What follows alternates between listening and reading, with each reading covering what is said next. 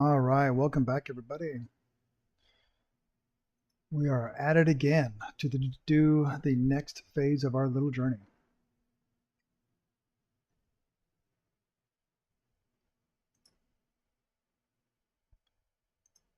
All right, so if you were with us earlier, we did the last of our figure studies, at least for now. Now we're going to do some primitive studies, primitive objects, value studies, and things like that.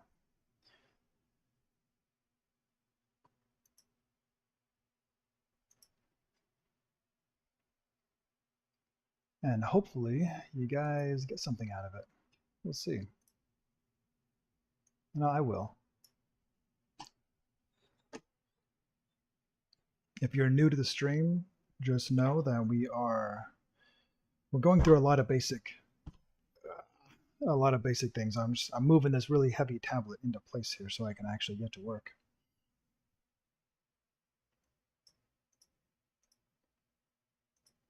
Okay. So we're going through a lesson plan from through the basics. What you see on here is actually a painting I did many years ago. As a commission, someone requested to have a painting painted very large. It was actually a photo that they wanted painted extremely large, and so this was the result of that. And it'll make a better. Yeah, that's one that I did quite a while ago. Welcome, Vincent. Welcome back. I just put that up there because I used it for the thumbnail, and it'll make a Twitch makes a thumbnail for you, I guess. So this is better than a blank screen right now. But we're going to be painting simple objects. No, so the one thing I'm debating, I'm not sure I guess the most appropriate way to do this is like, I don't know if I can really show a picture of the photo I would want to use unless we're truly using a free photo. But I could either pick one that's really good and then I can paint it and you can kind of try to follow along, or I could try to find one that's actually free, like some kind of sample pack, and use that. But I don't know if you can even use a sample pack legitimately. So you're not supposed to show the photos on there. It's supposed to be all your own stuff.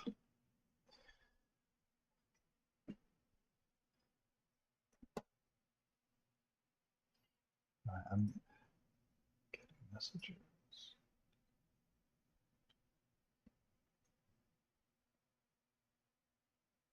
All right, so if anyone's just coming in, some people will be messaging through Discord. Some people will message on YouTube.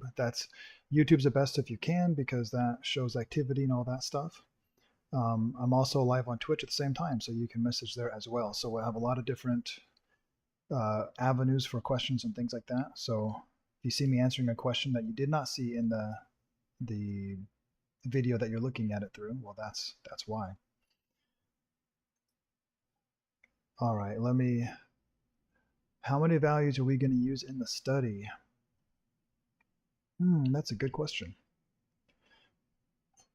I plan on trying to get a 1, 2, 3 read. So at the very least, 3 values, at the very least. But it gradates though, so it's not. I'm not going to just use 3 or 4 flat values. It's going to be several.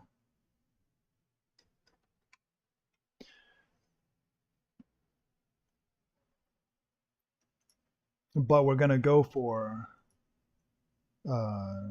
so many overall value groups. That makes sense. It'll make sense in a minute because we're going to go over it.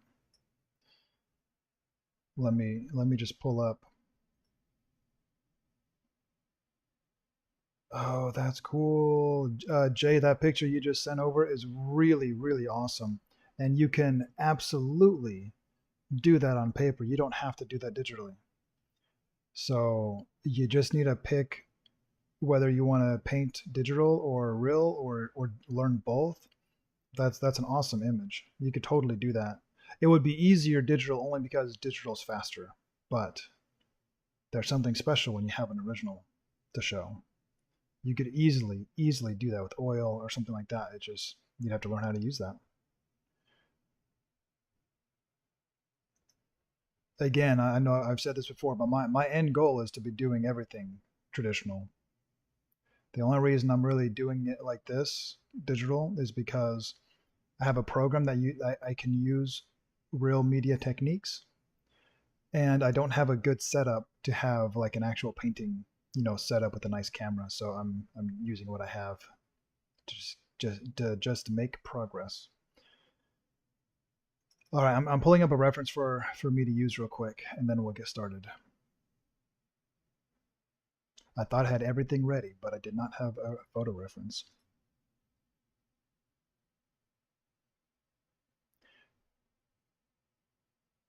Pencil crayons? You mean like a colored pencil? Is that what you're talking about?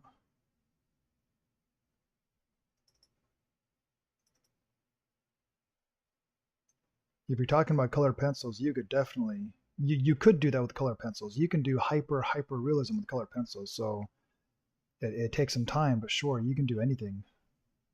It just takes a little bit of time. You can also yeah, with high quality colored pencils, you can also have blending liquids that can help to blend it out. You can make it look like a painting if you want, which means you can, like, a lot of these really hyper realistic things are either pencil or colored pencil, meaning that yeah, you can do anything. Painting's faster though. Okay, I'm trying to remember where my basic forms. All right, we got some basic forms now. Which one? We're gonna do what's a good shape to use? I want some simple shapes here.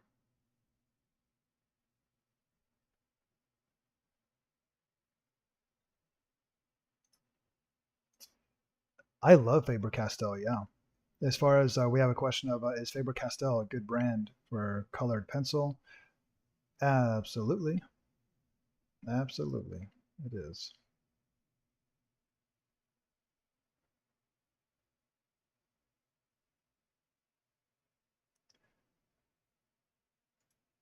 Okay, I know what I'm going to do first. We're going to do a small demonstration to show kind of how light works a little bit, and then we'll go from there. Then we'll do like a bigger study, but right now we'll do like a demonstration.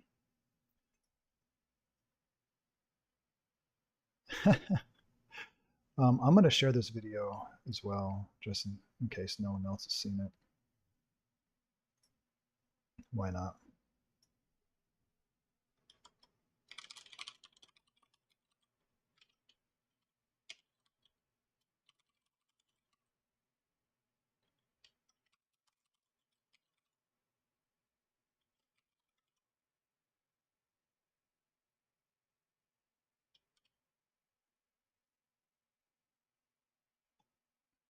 Okay.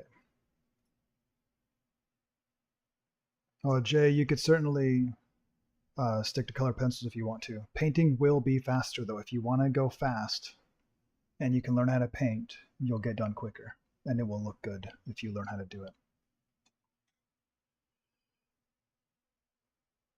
I don't think I would use colored pencil for like a standard, American style comic book. Maybe someone does, so hopefully I'm not speaking out of turn there. Um,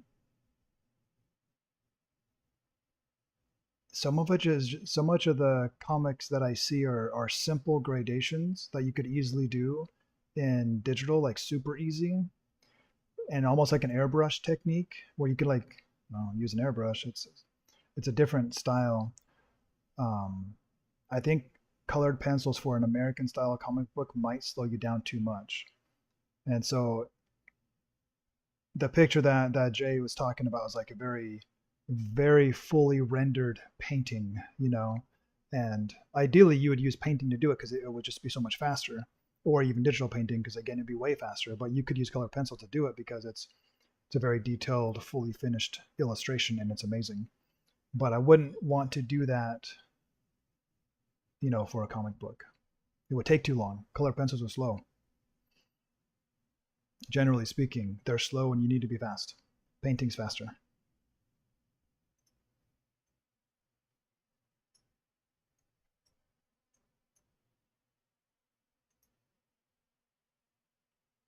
Okay, if anyone's just tuning in, so we are, one of my previous videos, we talked about having a lesson plan. I've been going through my lesson plan. We just finished figure studies. I went and watched a few of my next steps here, which is about painting. So I kind of watched a little bit about digital painting basics, and I kind of know all this stuff. I'm just refreshing my memory on a lot of these things because I'm putting myself back to the basics. So one, I can remember things, so I can better explain things to people because you forget what you've learned sometimes. You forget how much you've learned sometimes. And so going back through basics can help you to realize, oh, yeah, that's a good point, and you know it, but you need to be able to explain it and remember to explain it, things like that. So we are going through some of the basics, and some of these, they were demonstrating digital painting using simple shapes. I'm like, that's a great thing that we could live stream, is studying basic shapes. And we could do that with value, with colors. We're not necessarily colors. I'm going to be focusing on black and white. And if the stream goes long enough, if we get enough stuff done, then we can move on to colors if we want to, maybe do some more intricate lighting on things. Sadly, I don't have a photo I can show of some kind of setup because I'm just using images that I don't own. So what I can do is first give a demonstration on just lighting and shadow. So we're going to start off with the basic square. Yay, the crowd goes wild. And if you have questions or comments, please feel free to ask away because it's more fun when we have interaction.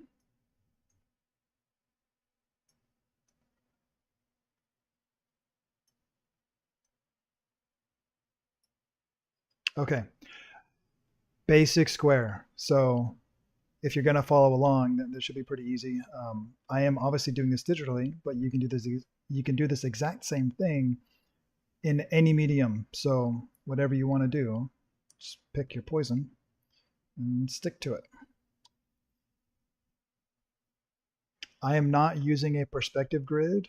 Yeah, seriously, Vincent, this is basic, but if you want to study something complex, you don't just jump right to the end and expect to somehow understand all of it. You start with the basics so that it's within your realm of like your skill level and things like that. And even as an advanced artist, you go back to these basic things so that you can isolate what you're trying to learn because you can't learn everything all at once. You just can't do that. That's too much to take in.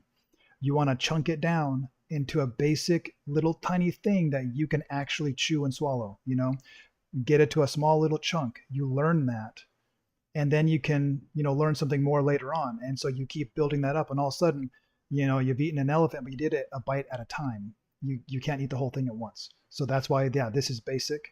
We're bringing this down. Jay says hi, Vincent. By the way, shout out to Vincent from Jay.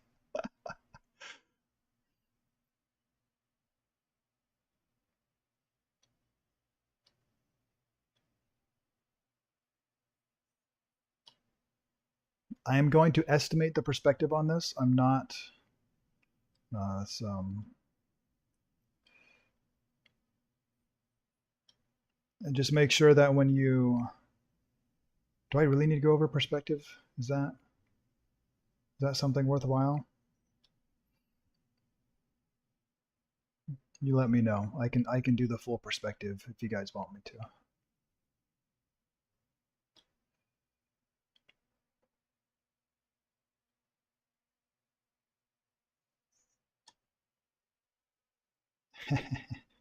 All right, I've been told no, don't worry about the full perspective. That's great with me.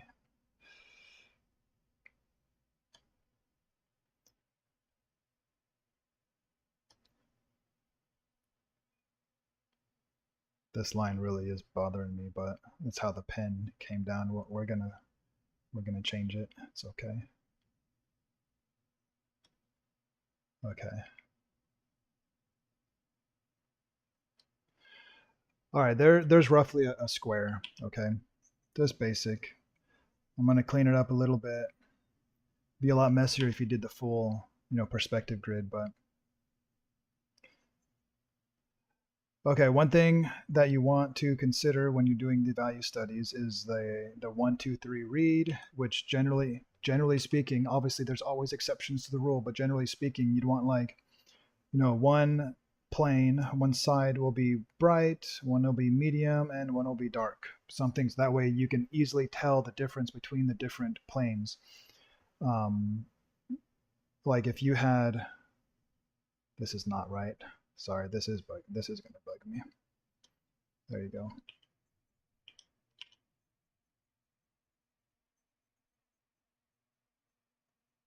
There you go.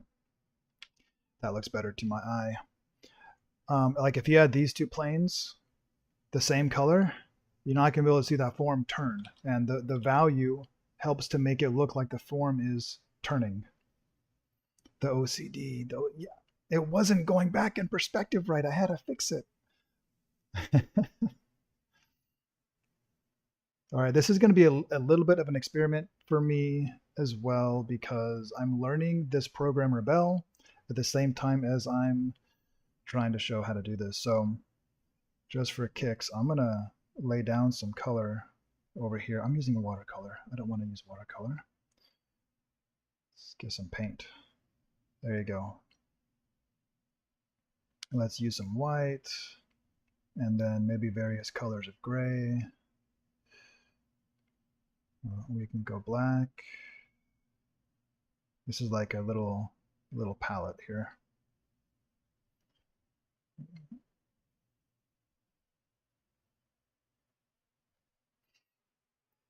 Okay, let's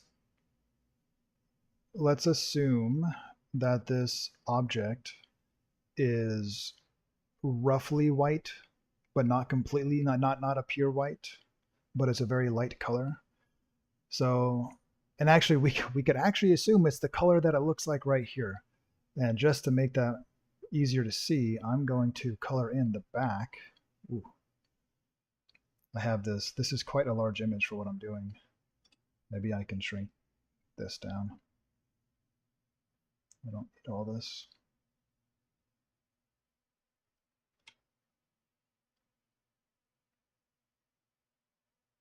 There you go.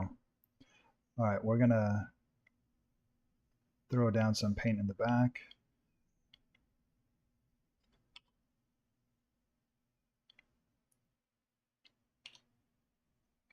To start pushing this off of the background. So the color that you see for the square is the actual color, right? That's the actual local color of the object.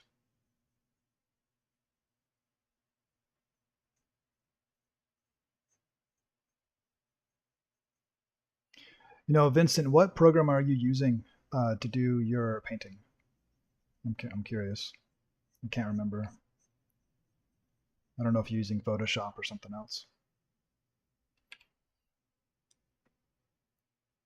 And this probably is on some kind of tabletop. Let's just make it a little bit of a different color here.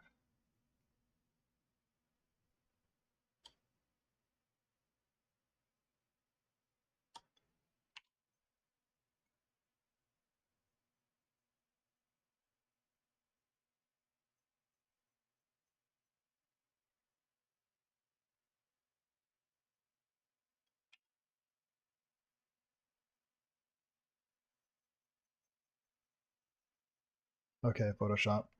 So you should be able to use a standard round brush for everything that we're doing.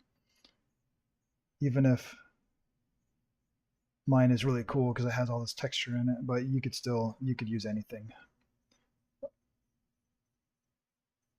I would switch over to Clip Studio Paint, which is more like Photoshop, but I really want to learn how to use this. I really want to. Okay, we've added some values in to the background and to the ground. So now we can see that there's some kind of object sitting there, right? But we still don't know what's happening with the object. Like if it wasn't for the lines, it would just be a blank shape. Maybe I should. I mean, if it was just like this, you wouldn't be able to see much, right?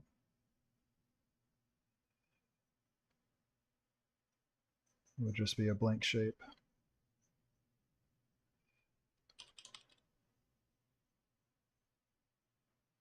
And without that form turning, it just looks flat. Even with the outside edges correct, it still looks completely flat.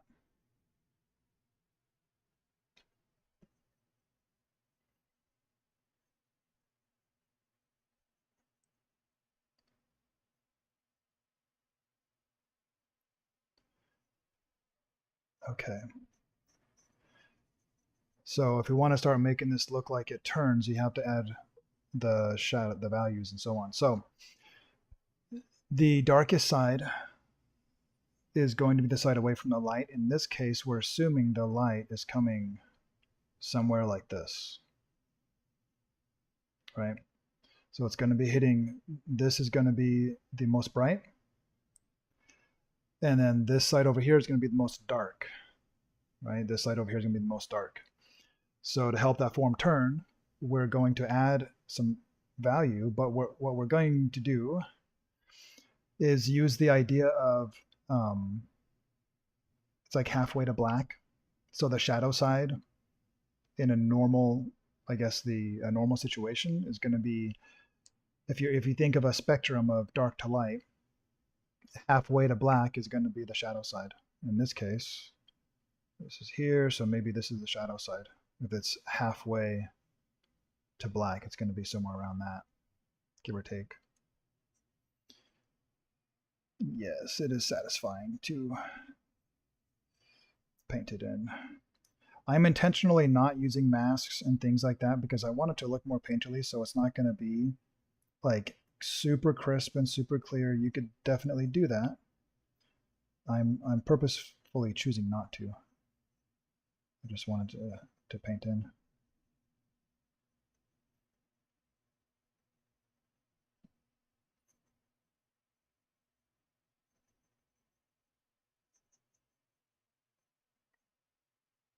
All right, so even with that alone, I mean, already you know something's happening. You for sure know something's happening, and it's starting to look a little bit more like a square.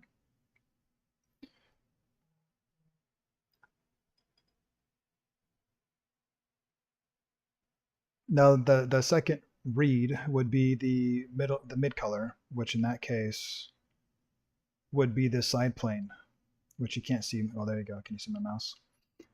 We're going to choose this. I'm really choosing something in between the bright and the dark. And we're going to paint this in. This stuff is so, I mean, it really is kind of simple.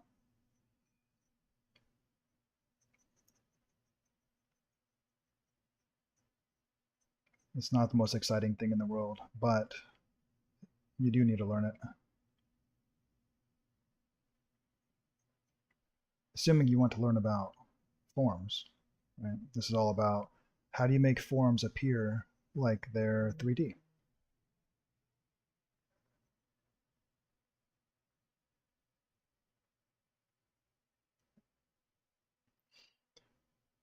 Okay, we do have a problem with this is it's the same color.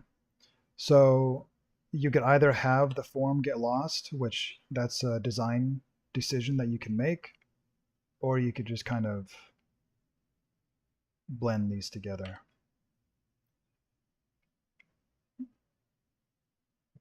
You could just darken this down a little bit.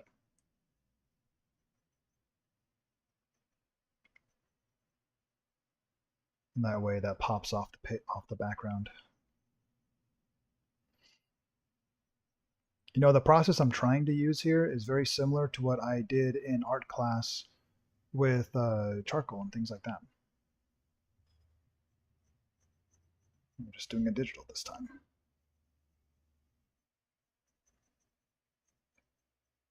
So these are design decisions that you make for the betterment of the image.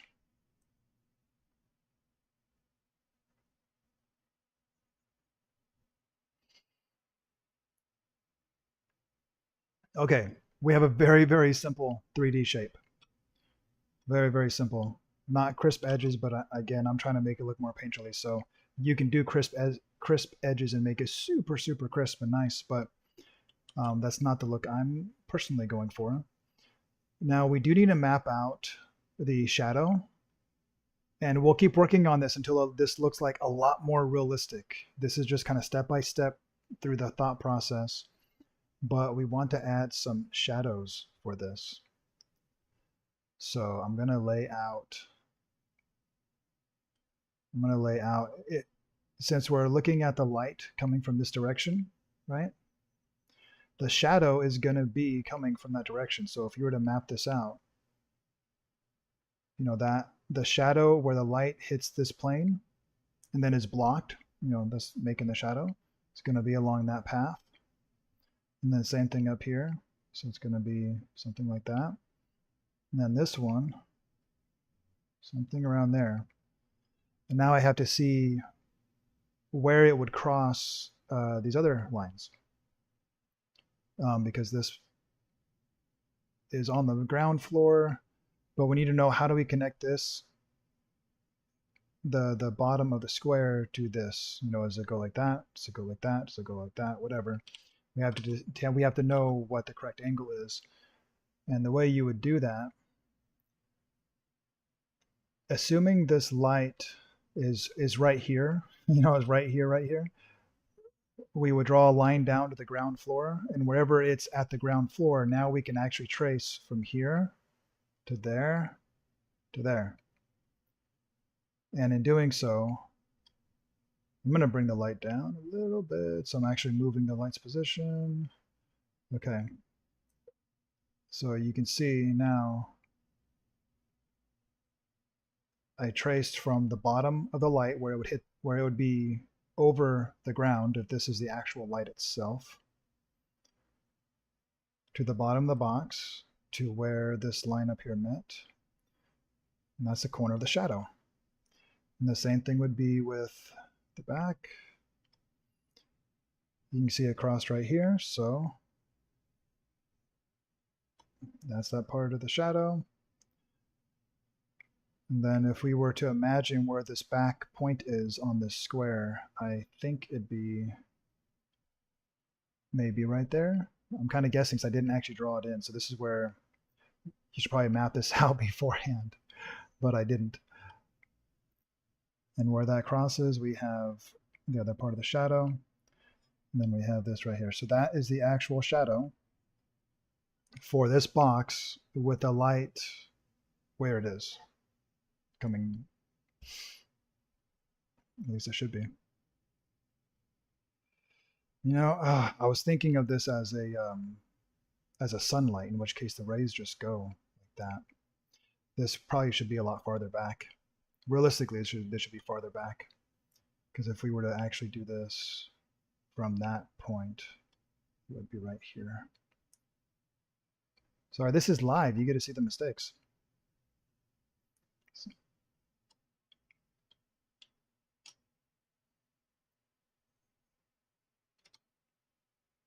I'm going to fix the shadow shape because I was thinking of the shadow as a different type, or the light as a different type of light, but now I'm just going to say it's a light right here, literally right there.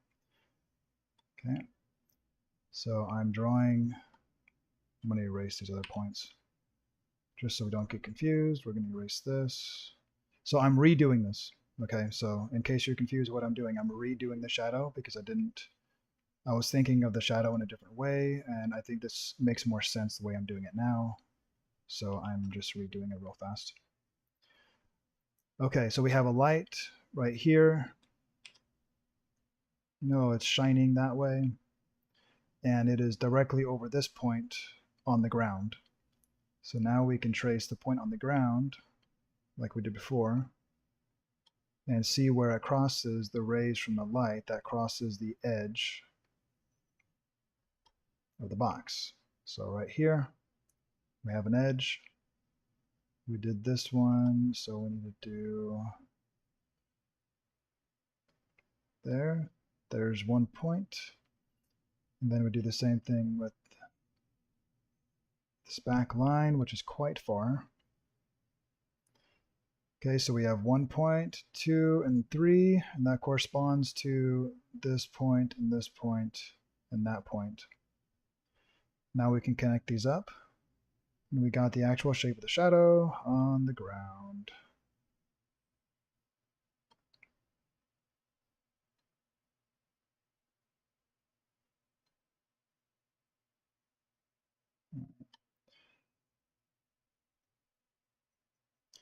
So it's actually, I mean, it's a pretty fast way to get it actually when you're not making mistakes and stuff. It's pretty quick. Um, Now, if we were to take white, or it's actually a light, it's not exactly white. It's an off-white. If we were to take this color and go halfway to black, I'm assuming you can see. Well, actually, where was that? I think it'd be about right there. So if you look, I'm looking at my color wheel and just going halfway to black, and that way I can make this shadow the right color. And I'm going to block it in.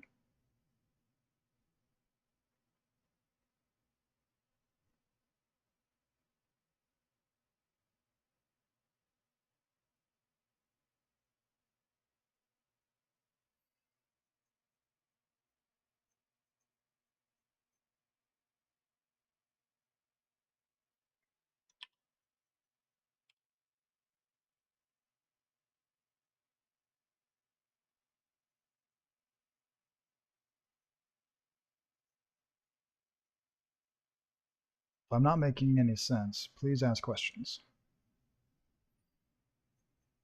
Or if I'm going too fast, please ask questions. Say slow down.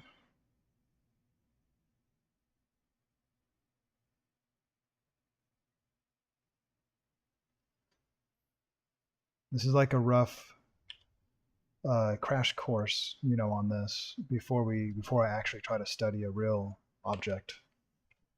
Okay. So we have the object, we have the shadow,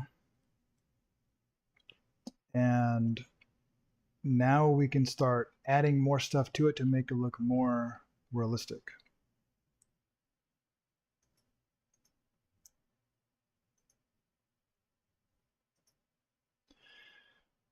So one of the first things we want to do now, well, one, I can fix this little paint line that I have.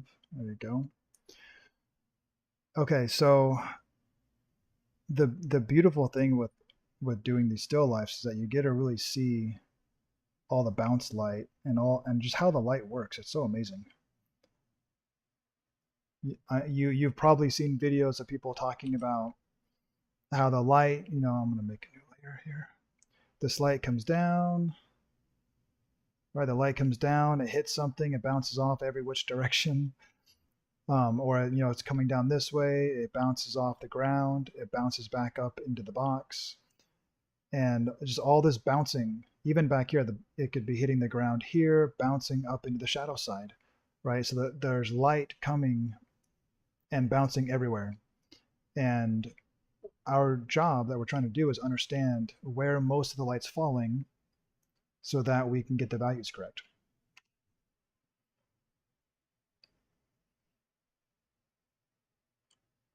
Okay, so the first thing I'm going to do at this point is I'm going to look at this side plane right here, because the light's going to be hitting this ground plane and bouncing up, which is actually going to make it lighter down here. It's going to be lighter than it is at the top. So if you were using like a pencil, you could just shade this down a little bit with the pencil, I guess. If you had colored pencils, you could add some white and shade this up with white. In my case, I'm going to select this color because I'm on digital. I'm going to lighten it a tiny bit. And I'm going to just try to paint some paint into this a little bit. There you go. Not too much. I just want to lighten this up. Is bounce light similar to rim light? It's different. Yeah, it's different.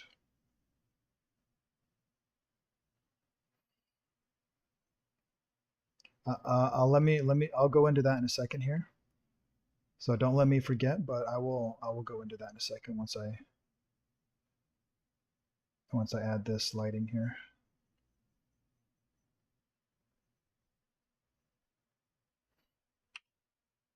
Oh.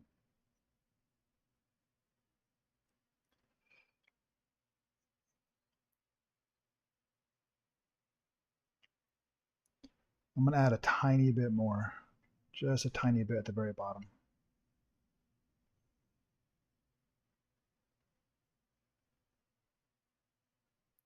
Now, how much lighter it is at the bottom is going to depend upon how reflective your object is. So a very dull object is not going to reflect as much. A nice shiny mirror is going to reflect a whole bunch, right? That makes sense, doesn't it? Now I am hand painting this gradation because it is a gradient.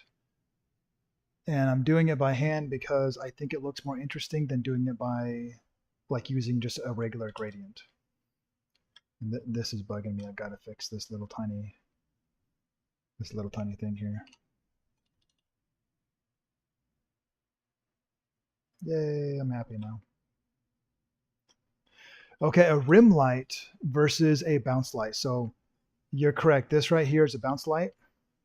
The rim light would be as if you had another light source.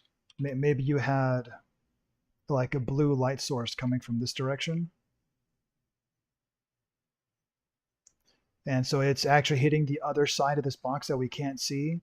And maybe, or maybe it's just like it's barely hitting, you know, if it was like a curved surface, it'd be better to demonstrate. But maybe it's just hitting like one piece of it. And it doesn't look very bright, does it? But it's meant to be a different color light from the different light source. A square is not the best thing to demonstrate that in, I don't think. But a rim light would be a different light source, highlighting it from like the back, essentially, or from a different angle.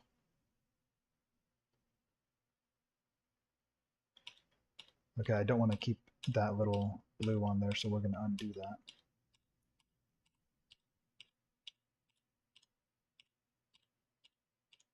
that. Rim lights are often used just to help delineate the shapes and to help maybe bring some interest to it and things like that. Basically, it's a design decision. So eventually you're not just an artist trying to copy something, you're a designer designing your art. And you will make conscious decisions to change things. Like say if you are using reference, you are expected to make changes eventually because you'll be making decisions.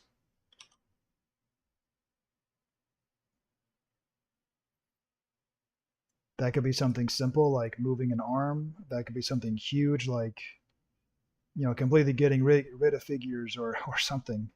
You know, you're making design decisions. And I think rim light would fall in that category. Okay, so we have the bounce light on the side. It's already looking better than what it did.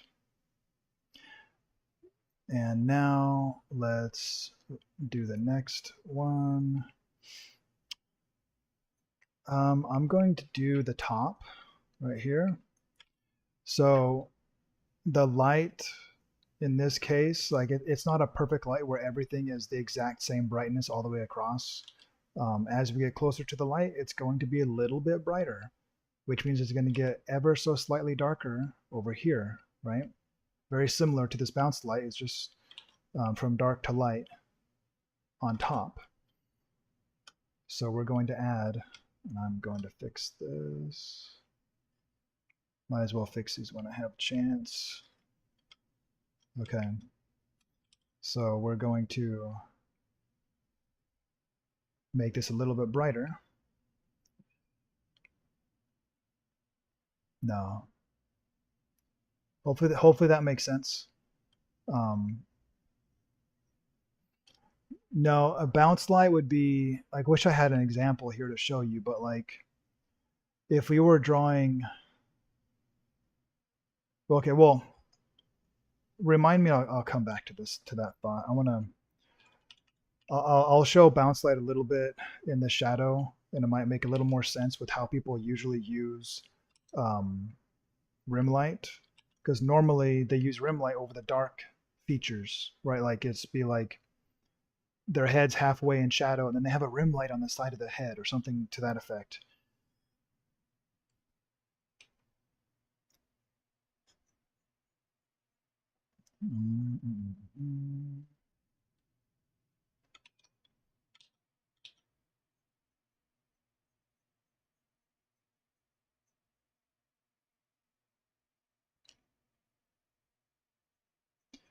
Now since you're using Photoshop, if you're using a basic brush, you should be able to be a lot more precise than I am because I'm using this paint brush that's trying to mimic like an actual paintbrush, and it's just not. I'm not getting as detailed as I could. That's okay. I just want it to look brighter the closer it is to the object, to the light. There you go. I'll move that.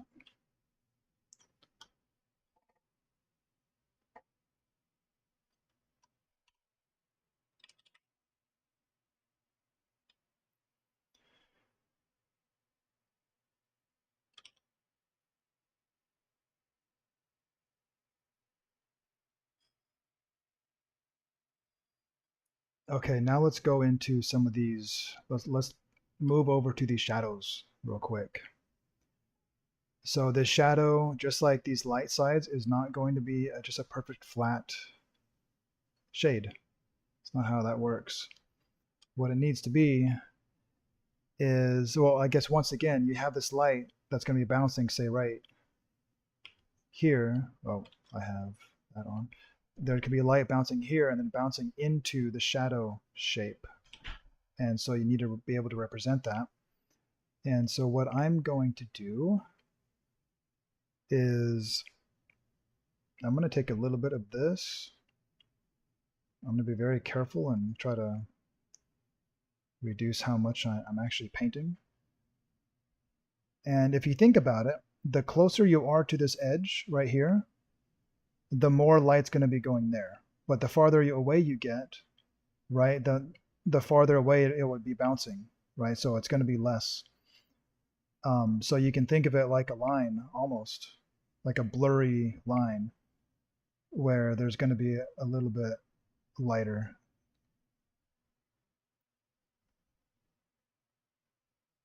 Hopefully that makes sense. And we will blend this in. I do want this to stay pretty dark. So honestly, it's too light right now. I want it to be more subtle. So I'm just going to darken it up a little bit.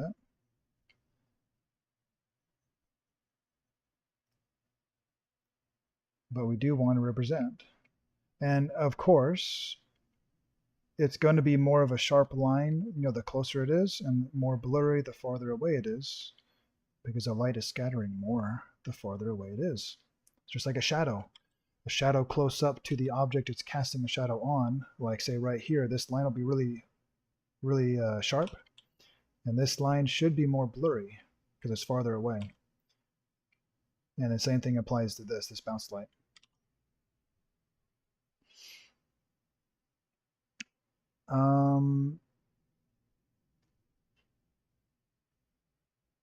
You could also make this a little bit darker as well, just because it is completely in shadow. So the rest of this could be getting a little bit of bounce light.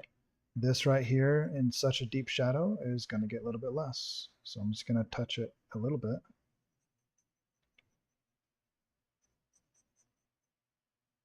Just a hint.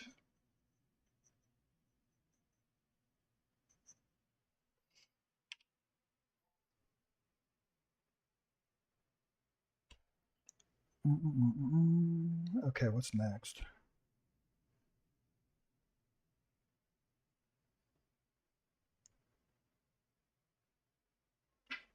See, I would also kind of based on the same like this bounce light that we saw over here where it gets darker the higher up it goes. And that's really because we have this really light ground plane. You could say the same thing happens here overall, not just this brighter white highlight here, but you could stretch it up higher as well, just to represent the fact that this is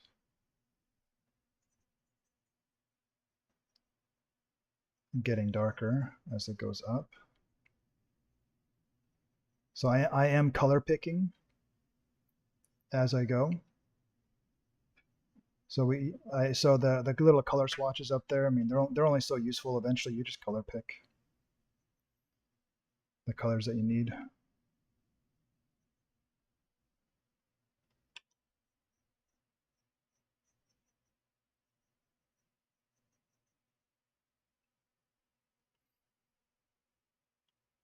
Now, Vincent, do you know what a core shadow is?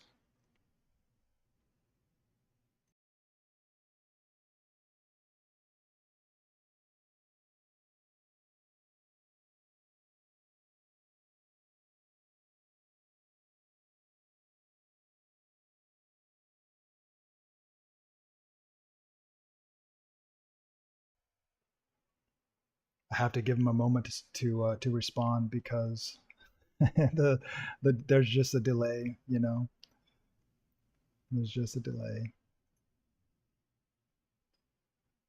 All right. Well, there should be a core shadow on here. The core shadow is like if you had a ball,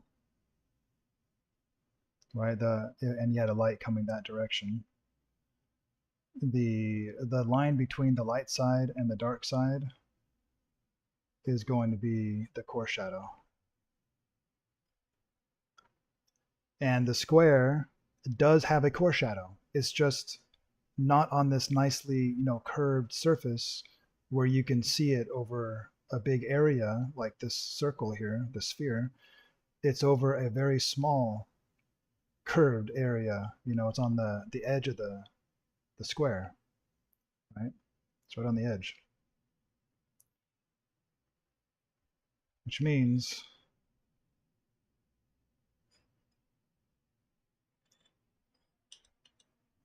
it is potentially, that is way too dark though.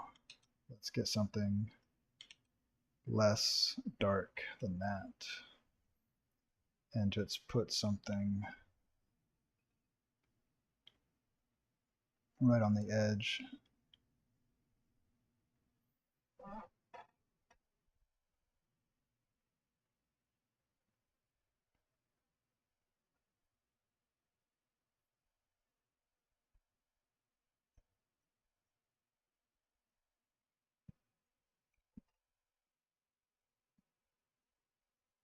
That might be a little bit dark, but that's the idea.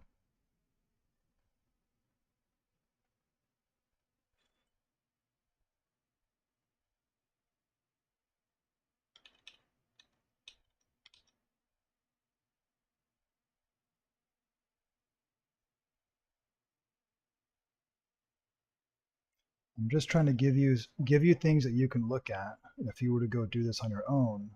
Because if you don't know what to look at, it can just be like, I don't know, confusing, or you don't know what the point is and things like that. Okay, there's another shadow shape that we can do. And that is the occlusion shadow, where the objects are so close the light can't really get there at all. And that would be like if you have the square sitting on a shape. You have your square sitting right on the table, right? Like if that's the table edge, there's no room to get there, to get in between the square and the table. So you're going to have a slightly darker line between the table and the shape. And again, this is too dark. I don't want to go all the way to black. Let's lighten that up a bit. But you will have a little line. How thick it is, I guess, depends on how much space there is.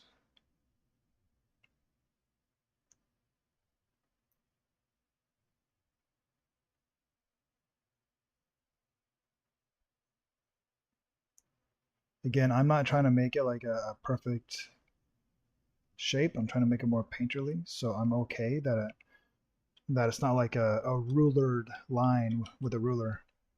Okay with that. I also want that in the shadow as well, though.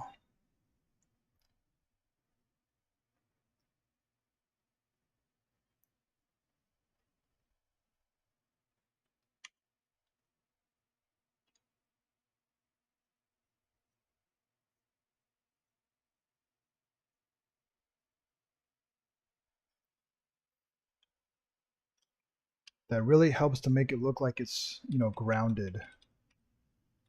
If you don't have the shadows correct, your objects are floating in space. You don't want that.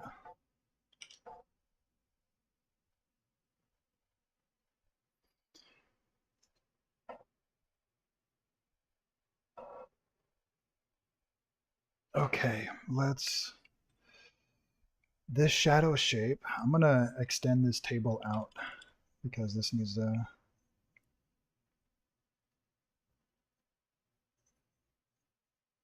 need to be able to draw this back here. So let's extend.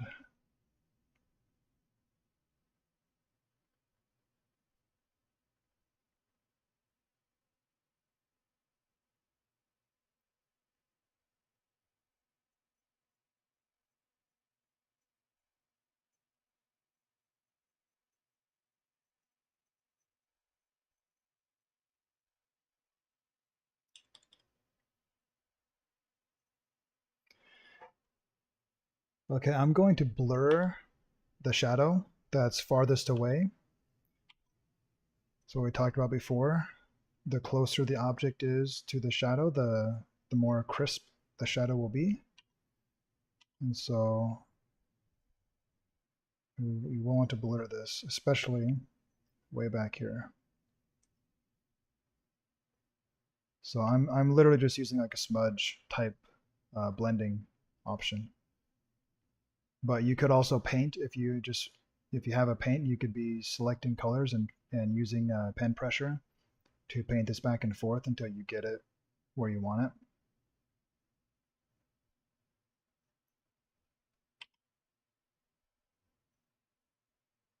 Actually, I kind of did some painting just there to add some lighter colors to this.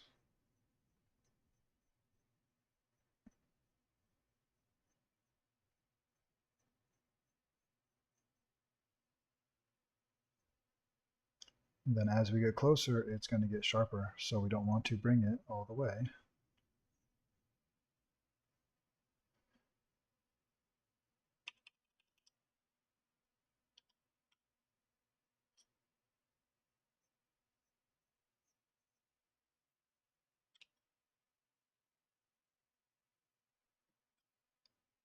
I'm just trying to cover up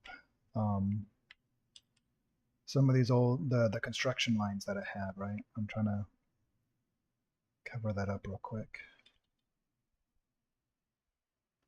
So you can do all of this with a pencil. You can do it all with a paintbrush. You can do this with whatever tool you have available.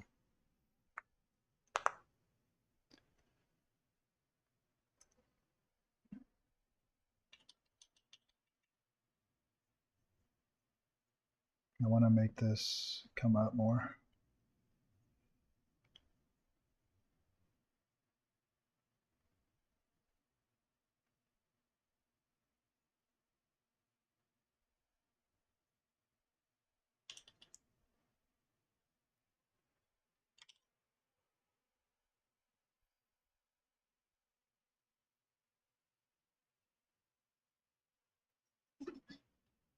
Okay, I'm gonna experiment with this on a different layer because you could also say that this shadow should be darker, closer to the object, like not just a little line below.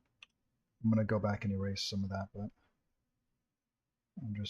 I want there to be a gradient to this, so it's not just a perfect.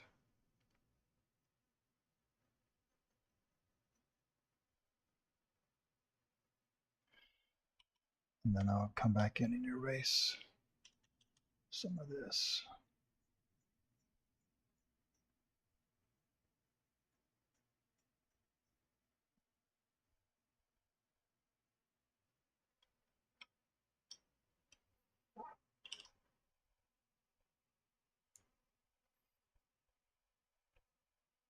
Okay, now one more thing. There's potential that there could be light hitting the object and then bouncing back into the ground, right? And I want to reflect that by just bringing a little bit of a light surface. If this was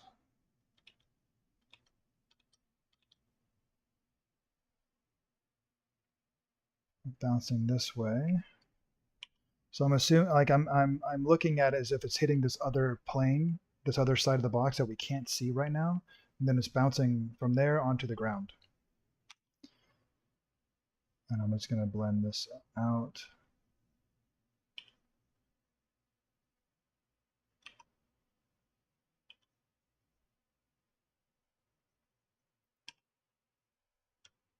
And there you go. You could finagle this, and you could keep, you could keep really trying to work on this and make it better and better and better. But hopefully this demonstrates the idea.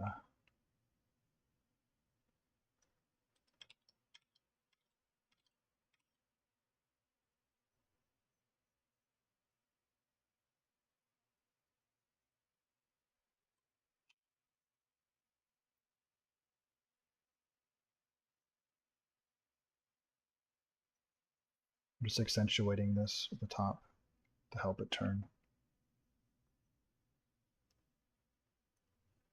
Now, if this was colored, all these same things that we're going over still apply. For example, if let's say the ground was red, or let's say there was like a red sheet. Let's do that. Let's say there's a red sheet right here. Oh my gosh, that is bright. That is bright. Let's change that. What if it's a little bit of a darker red? Oh my goodness. Like there's some kind of sheet back here on the ground. Now we have this red sheet.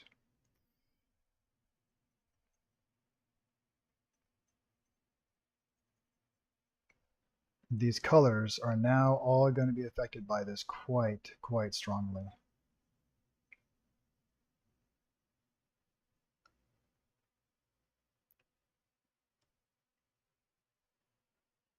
Like we have the bounce light, right? That bounce light is going to be going into this.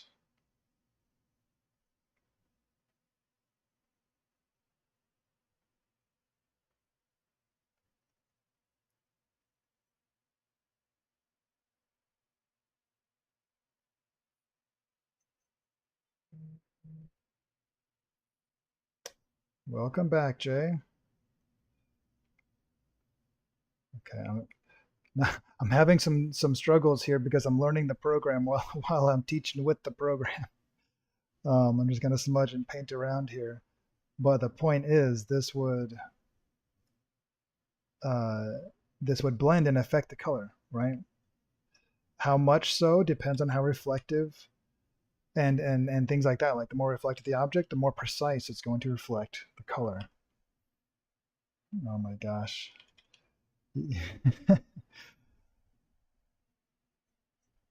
That would have looked so much um, smoother had I done it in Clip Studio or something, because I know the program so much better.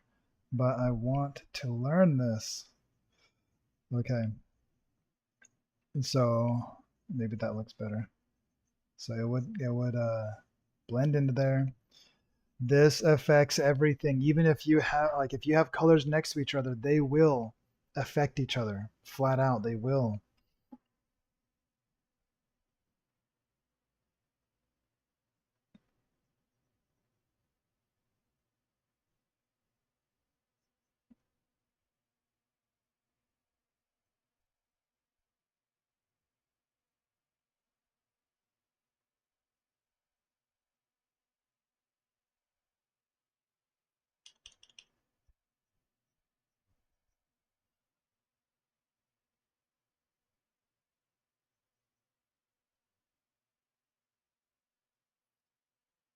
And even this, we'd have this coming in a little bit.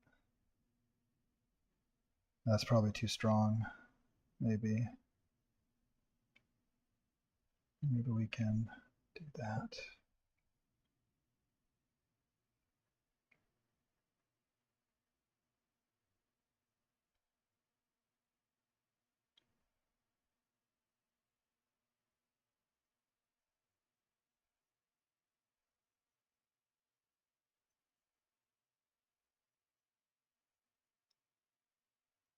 I've noticed that when I remember to do this to a painting, it makes the painting look more alive because everything is affecting everything, right? Like, that's how it's supposed to be. That's how real life is. And color is so um, relative, you know. So like everything affects everything around it. And if you don't do that and you're trying to paint something, it's going to look like it's copied and pasted, like it doesn't belong. That's probably one of my pet peeves. If something's drawn in a way that's like it doesn't look like it belongs.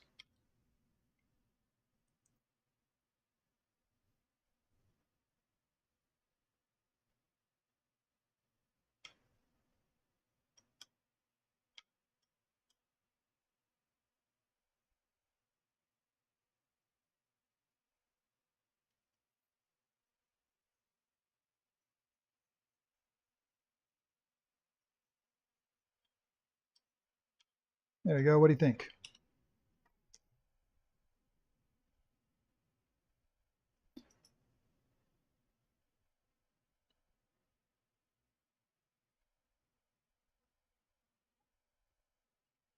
Any questions over this?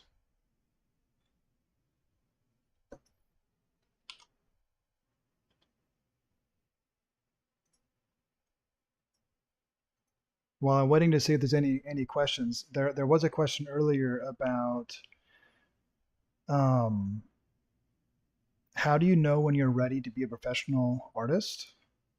And one person had said, well, you'll know when you, or I guess you'll know when. You'll just know. And for some people, that's absolutely true. You'll just know.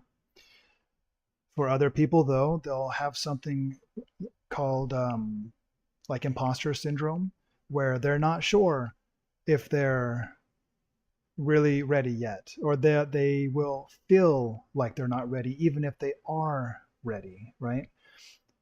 And that's where the best advice I can give, which you have to be a little bit careful. You have to be objective to where you can take your work and compare it to the people you want to be doing like their kind of work. So if they're a comic book artist working at Marvel Comics, you need to be able to look at your work and compare it to the people currently working at Marvel and honestly compare, are you at that level?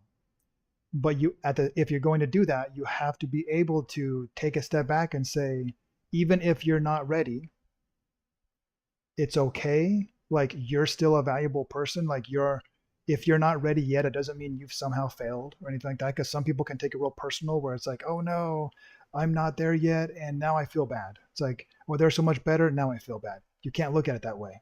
You can't. You have to look at it from the point of view of what do I need to do to make myself a little bit better, so I can get to that point. And then you have to be excited for the time when you get to that point, because you will, if you keep learning and being honest with where you're at and being honest with, okay, what's another step I can take. And if you're diligent and you keep working, you'll be able to do it. But if you look at your work and you compare it to their work and you're like, dang, my work truly is that good, then you should be sending out your portfolio. You should be sending it out.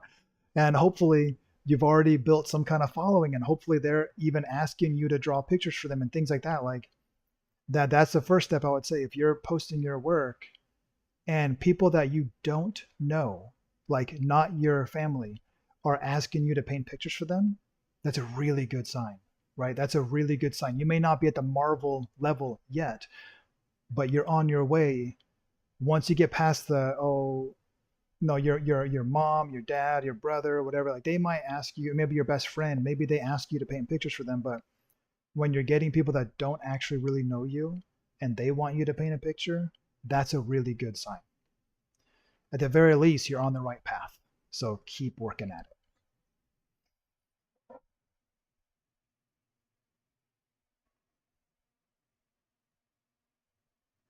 Okay. So, any specific questions? you thought you thought you understood form, and then you realize there's a lot more to it. This is where it kind of seems boring, you know. Um, like I don't understand how people could be like still life painters, you know, the whole life, but the knowledge is very important. You want to be able to understand how this works, and a lot of this goes to thinking in terms of 3D, which I like to repeat that a lot. You want to be able to think in terms of 3D so that you can draw in 3D. Um, I want to see something real quick.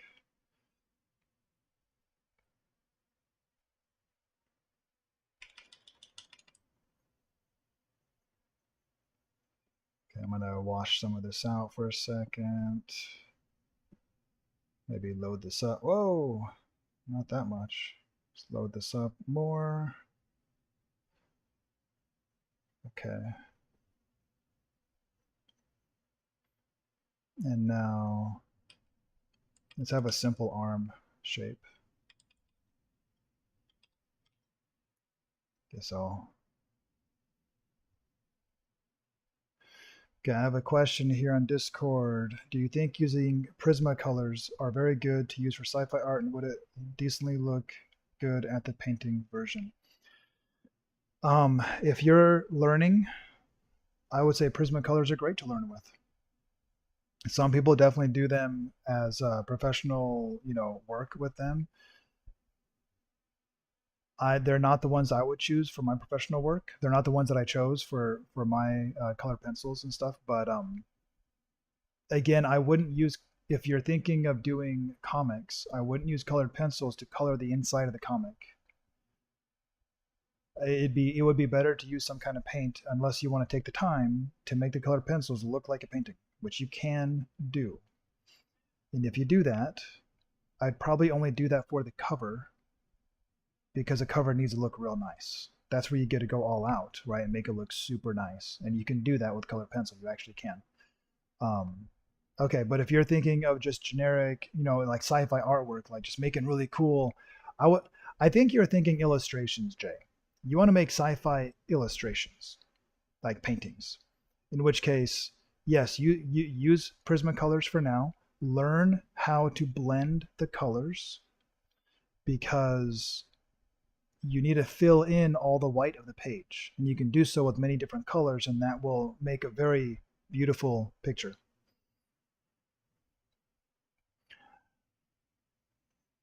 And then as you get better, you can get better colored pencils too. Yeah. Okay, Vincent, is it okay to invent my own technique? Is that, you absolutely can have your own technique as long as it works. Ultimately, everyone's going to have their own technique as long as it works.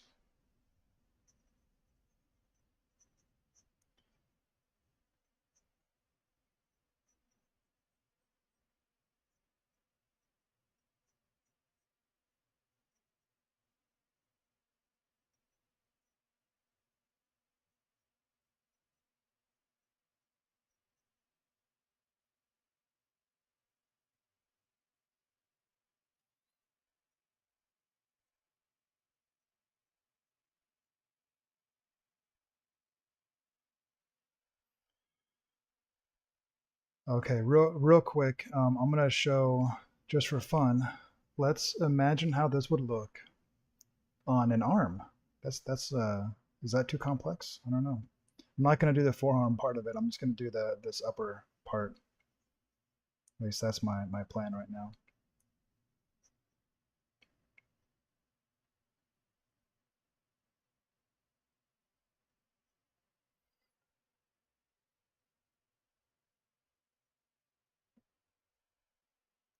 Another question: what are the best colored pencils in my opinion? So if you wanted, okay, my favorite colored pencils, the ones that I chose because they're light fast, meaning it's not likely for them to fade. Now, how important that is up to you because there are painters like master painters from old times where they painted with some kind of red and the red like is gone, right? Like I saw a master painting where there was a portrait on the wall that they were able to find out like through science. They were able to look at this thing and figure out there was actually paint on the wall of a painting in this image, and the painting was gone when you actually looked at it in real life because all the colors they use faded, and that's crazy. And so I want mine to last as long as possible, so I purposely choose the more expensive light fast colors, and that's way more expensive. I wouldn't suggest that for most people. It's just I just I don't I want my stuff to last, man. I want my stuff to last. And so my favorite, like there's not many choices for light fast, like really light fast pencils. The best ones would be Caran d'Arche um, light fast pencils. I forget the actual term, but they're the most expensive ones they got. They're crazy expensive. And then Derwent also has light fast pencils. So if you care about light fast, they're really good. If you want to use watercolor pencils, which mixing watercolor pencils and colored pencils is a very nice way to get a lot of coverage quickly. It can speed up your process and look really good. Caran d'Arche has some really good pencils called Museum Aquarelle. You speak French, right, Jay? You know how that's supposed to be said. Basically, it's a water pencils, museum water, um, museum aquarelle from Caran d'Arche, and they're fantastic light fast colored pencils. But if you don't want to get the absolute best, which I would not recommend getting the best right now, Faber Castell has some really good colored pencils, and their line of colored pencils, both watercolor and colored pencils, are cheaper than Caran d'Arche, and they're better than Prismacolors. Those are the ones I would get. So that's colored pencil for you.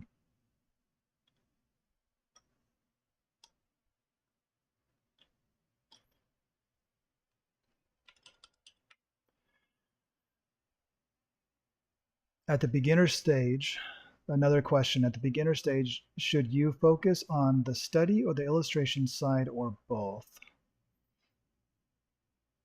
I think. Okay, well, let me ask you this, Vincent. Well, you want to work at Marvel and Disney.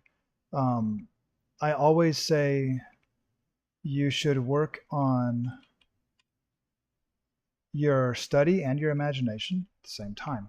So maybe do, oh, that's dark.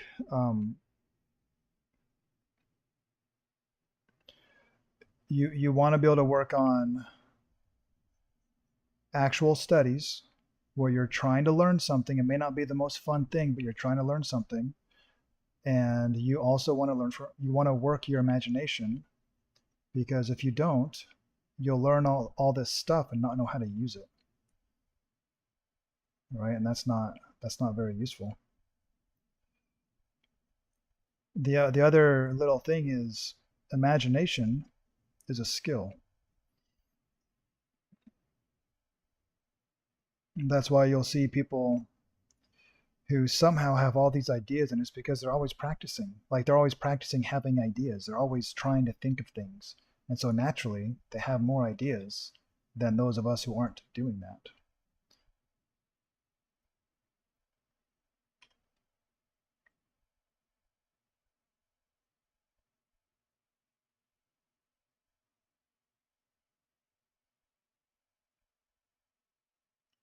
I'm just kind of making this up a little bit because I want to show you something here in a second.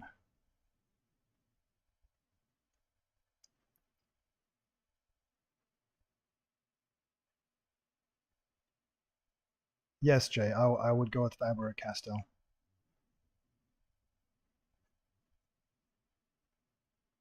They're more money than Prismacolor, but they're less than the ones that I picked. And frankly, I wish I had them also. I wish I had all of those, but I gave my Prismacolors to my kids.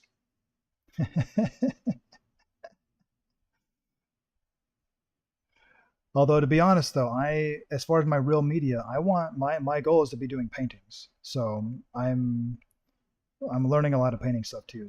Colored pencils are just another cool thing to try out for me because I like to not get bored with just the same thing forever.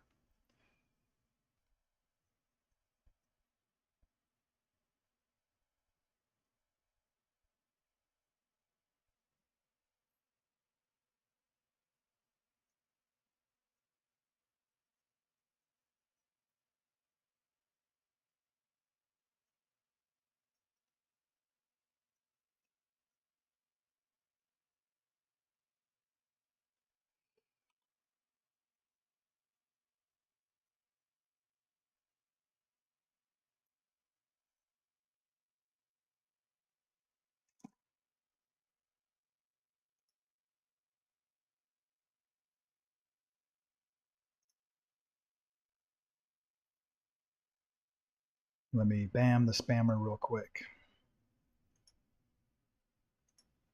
Does that answer your question, Vincent? I'm not sure if I didn't answer your question, please ask it again in a way that I can fully address your question.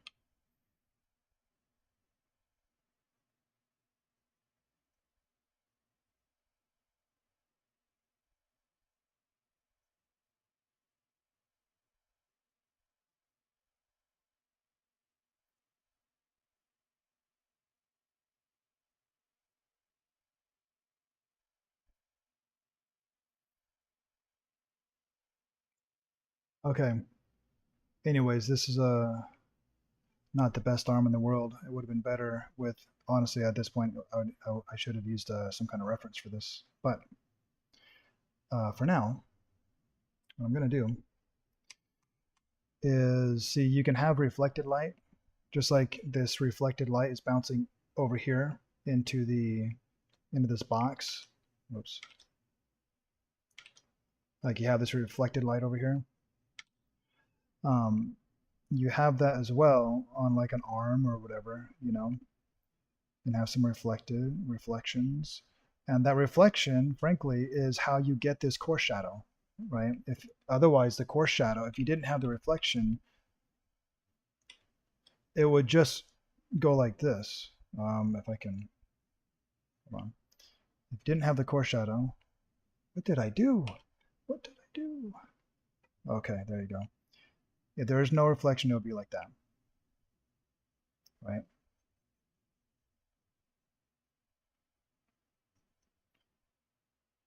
Then you add some reflection in there, and all of a sudden you have that lightning, that subtle lightning, which helps to make the core shadow, right?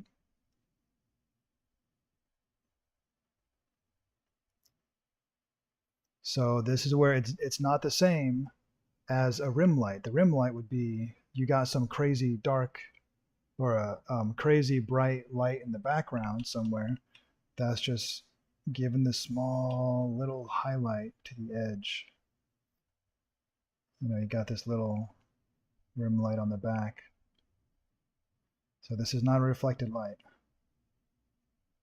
It's just a light coming from a different angle.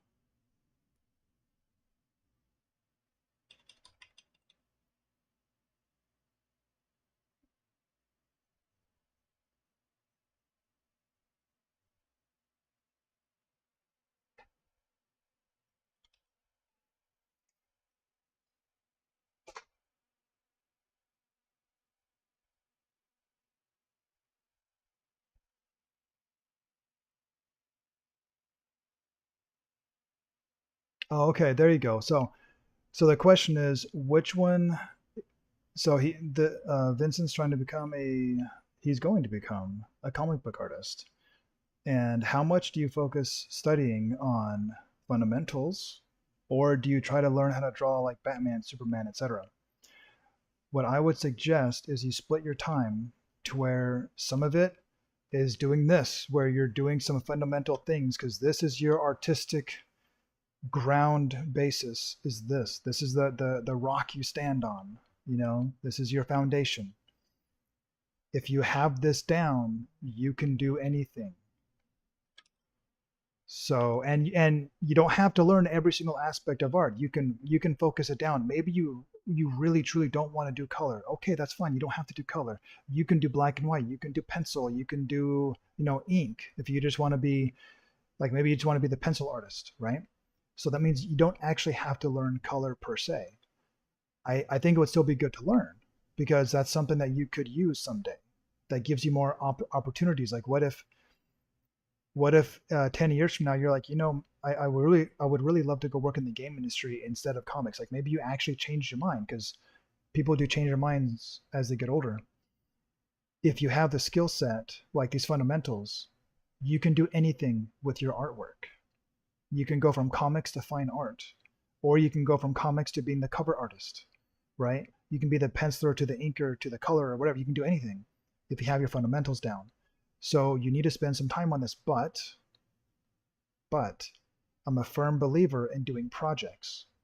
And the project would be more like, you want to learn how to draw Batman. Okay, great. You do your anatomy study for your homework, like your study, and then you go draw Batman. And so you're using the anatomy that you were learning while you're also, now you're trying to draw Batman. Maybe you're studying David Finch or someone, like you're trying to see how they draw it, but you're still using everything you're learning and all your fundamental stuff. So you want to do both. And how much you do of each, I think you have to kind of figure out on your own. But I eventually will be doing 50-50. Right now, I'm doing more, as I kind of get back through a lot of these basic things, I'm doing more study and less of the projects, but I want to be at 50-50. So if I do an hour study, I want to do an hour of project. Eventually, though, my projects are going to be working on my game that I'm making. I was going to be putting out like artwork that I can put on my social media stuff, that's original artwork, and hopefully I can, sell and things like that. So that's my plan. And I think most people would say you need more study in the beginning, and then you need less study later on, but you're always trying to learn something and practice and so on. Okay. Another question. After you have a really good sense of anatomy, would you still draw the shapes of the muscles of the anatomy or not? Once you're really good at anatomy, you draw whatever you need to get the job done. So, and if you watch how David Finch draws, you see like he really, in the beginning, in the gestural stage, he focuses on the overall shapes, like the overall shape of the body. He'll add in the muscles later on as needed to fit his project. So if they're wearing a bunch of armor, maybe he doesn't need to do that. But if they're not, then he needs to figure out the muscles. So it'll become a tool in your toolbox.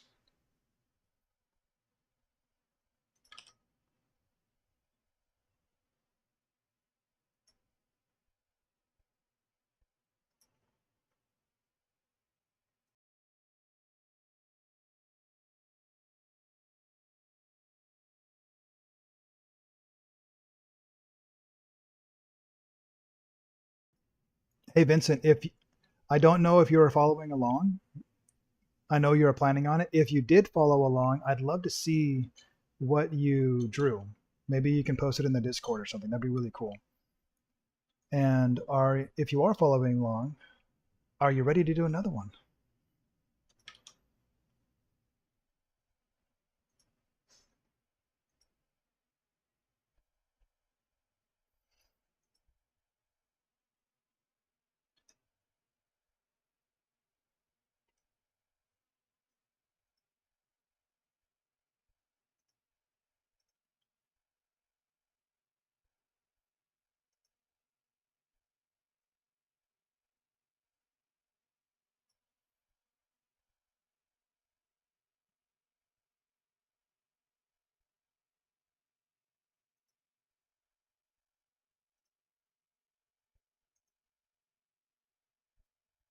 All right, I'm looking for another a cool reference we can use. Um, this one was mostly based on my existing knowledge, but I have a reference, so I will be drawing out the reference, and then you can look at what I'm doing and ask questions and things like that. But I don't want it to be too complicated. I want it to be perhaps a little easier because I don't want to do 20 shapes here.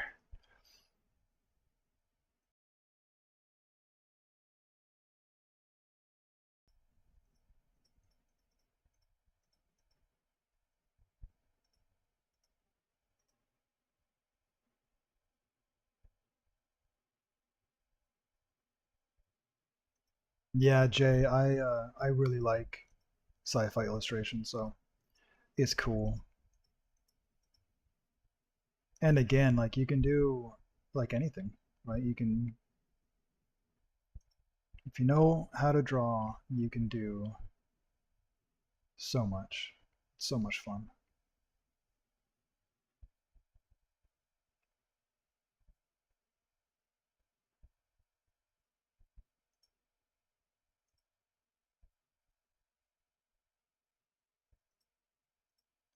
Man, there's some really cool pictures, but I'm like, oh my gosh, some of these are kind of difficult, you know? Hold on. I almost want to get one that has multiple colors in it. It'd be kind of neat. I do have some references with multiple colors, but some of these references have like a billion pieces of objects in here. It's crazy.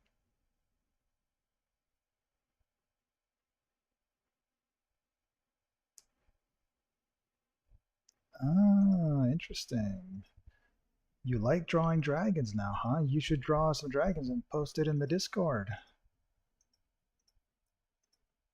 Okay, while I'm looking for something, if you're new here, if you like trying to draw and learn stuff, and if you like to be able to ask questions and things like that, feel free to subscribe or follow, depending on what platform you're watching this on, because we are live on Twitch and YouTube. And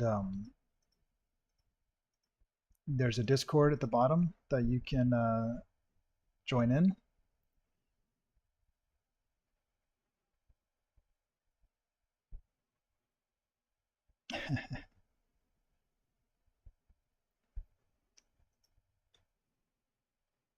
Oh, I wish I could show you this reference. It's so cool,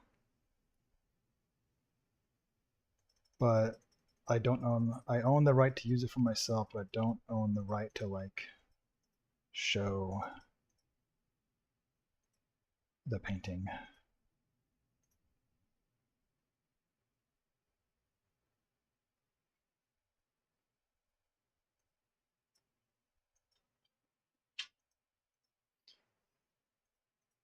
Let's see what else I can do.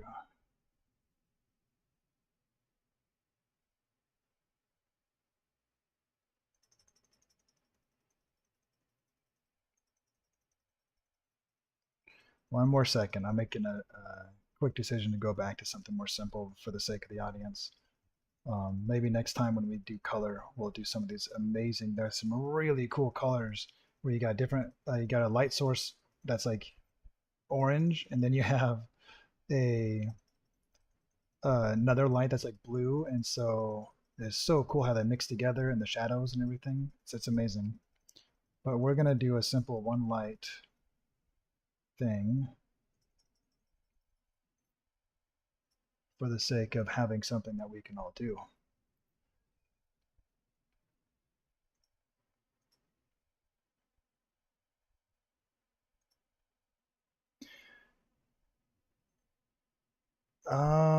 Oh, you're wanting to see a the picture you're thinking of, Jay, is Frank Frazetta, and I forget. I could show the picture. Hold on, Frank Frazetta. It's a very well known painting, and I love it. This one. I have an actual print of this. It's so cool. That's the one.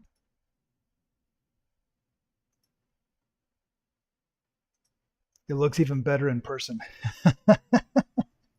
I'll just leave that up for a second because I'm about to grab a reference we can use.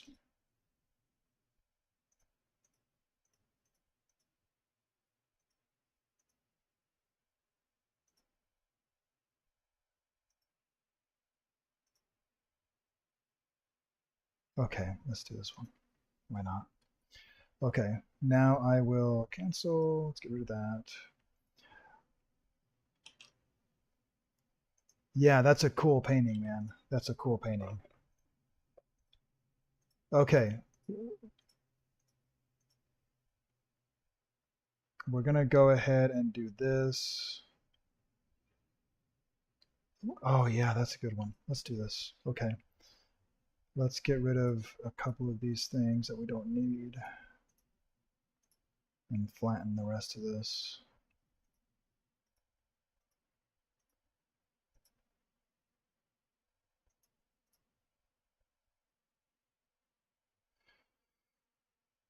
Uh, okay, there's a question of that one painting that I just pulled up by Frank Frazetta. Obviously not by me. There's no way. Not right now. That picture by Frank Frazetta, how much could he do that for a commission? Man, it's Frank Frazetta. That would be very expensive to commission him. Like eventually you get name recognition and I would say a non Frank Frazetta, like a regular person, maybe maybe at least $1,000, depending on how good you are and things like that. Like if you're known, if you find the right client, you could. I've seen artists paint book covers for like $3,000 and things like that. So that are pretty good professionals. Frank Frazetta would get more because he's Frank Frazetta. He's dead now, sadly, but he's Frank Frazetta. His paintings can sell for millions. So yeah, you got to take that into account.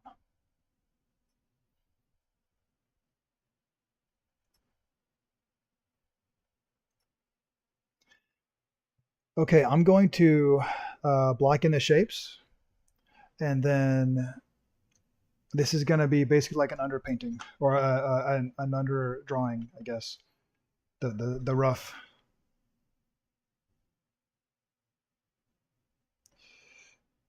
Well, he's one of the best ever.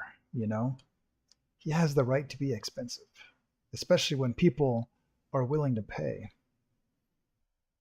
He's one person I wish I had met in real life because he seemed so cool, so cool. All right, we're gonna do a rough pencil sketch here. So if you're in Photoshop, you could just get a very small round brush or something. Now, you don't have to do this kind of rough in, but I'm going to for the sake of the demonstration. So we're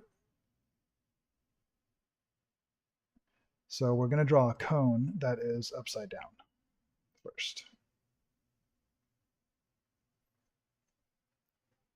And I'm kind of hand drawing all of it because again, I don't want it to look like a rendered image that's like perfect in every way. I want it to look painted. And I'm okay with small discrepancies as long as it looks good.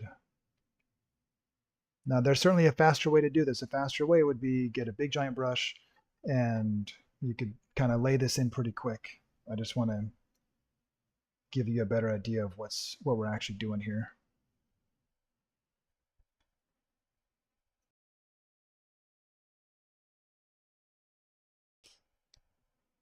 Pricing is a very difficult question in so many ways for so many reasons because you could tell someone like, yeah, you should be charging $1,000 for the illustration, but then they're not actually very good, because I've been told with some of the paintings I've been doing. I had a guy who's an art director. He used to be an art director at Disney, and he's a friend of mine actually. He's really cool, but he was more on the graphic design side of things, but he still worked with freelance artists. He had design stuff and things, and he told me I should be charging at least $1,000 for one of my paintings, at least, and potentially a lot more than that. Potentially like way more than that. But just because he told me that does not mean that everyone out there is ready to charge that much money for their painting, or that little in some cases, right? Some people, it's like, you want me to paint a picture of you, $60,000, and they actually get it. Why? Because they painted the U.S. president, so they can charge a lot more money. So it's a little bit of a hard thing to determine. I think one of the best advices I've heard is pick a price.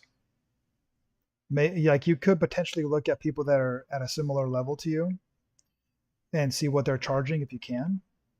But you can always pick a price, and if it doesn't sell, you can change your price.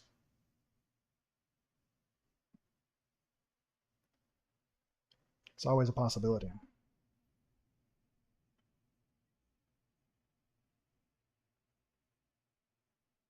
So right now I'm drawing a cube.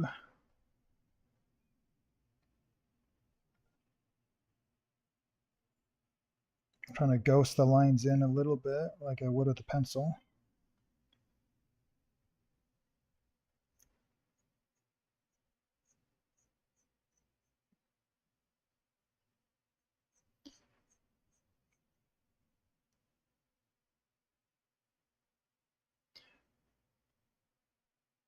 You don't want to be charging so little that you can't even survive off your paint, off your artwork. A lot of people charge too little money.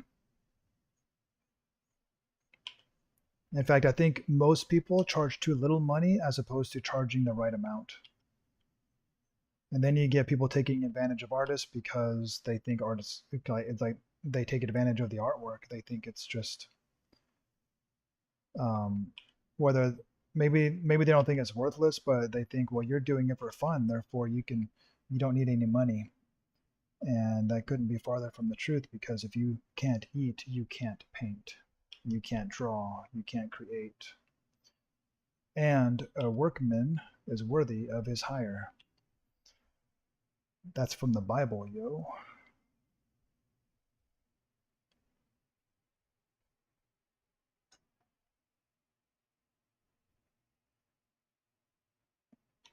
I'm going to shorten this up a smidge.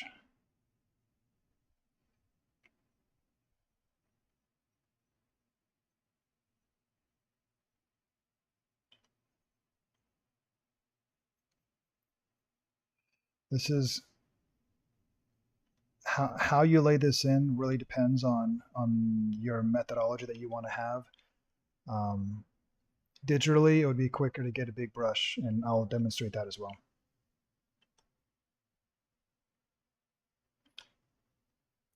Now I'm going to draw a circle or a cylinder in the back. I'm going to draw through all the shapes because I want to think of this as a 3D object.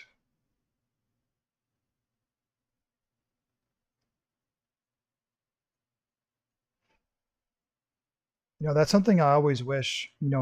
A lot of times artists, they can't really say how much they're making because their contract is like NDA. And I wish we had more artists able to speak about how much they charge. Like, and I'm saying like professional, say comic artists and things of that nature, really being able to go into detail about how much they make and things like that, because some of them would, and it would help out a lot of people on pricing. But sadly you don't get a lot of that because of NDAs and stuff. I know some other artists that talk about how much money they make, and it could be like, one person wanted me to make a children's book, and they wanted to pay me nothing. They're like, it'll be good for your exposure, and I'm like, no, because at a bare minimum, you should be getting several $1,000s for a children's book, and that's like a simple book. If it's a more complicated children's book, I know a guy who's gotten $40,000 for one children's book. Not know personally, but a guy that I follow on YouTube, He was able to go into more of his stuff, more of his details. It's like, yeah, $40,000 to draw one book. That's all the interior illustrations in a children's book format. So that's a lot more money than I would have thought, right? But it's it's valuable. It's a valuable thing that's being done.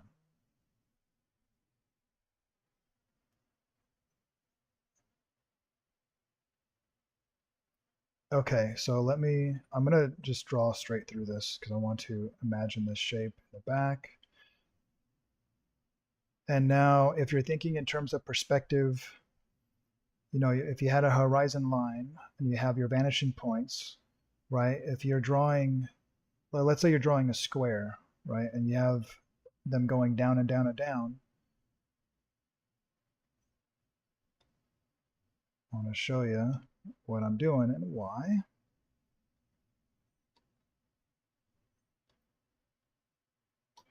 Let me erase.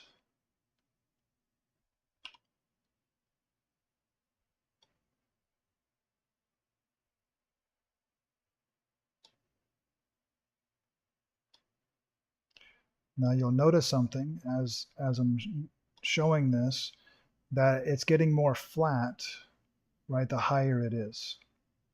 Oops.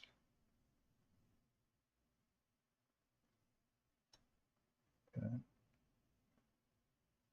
It's getting more flat the higher it is, which means the farther down it is, if we were doing a circle, you could see more of the circle. And the higher it goes, you can see less and less until it's just a line, right? So you want to keep this in mind when you're drawing the cylinder. It's the same thing. So this should not be as, the bottom should be wider because it's farther down. This should be wider than this. Now, if you're actually looking at the picture, you could like really look at it and make sure it's perfect. But this is just a quick little check to make sure that you are doing it correctly. You want to have the bottom wider than the top. If it's below the horizon line, right? If it's below the horizon line, the farther down it goes, the more circular it's going to appear.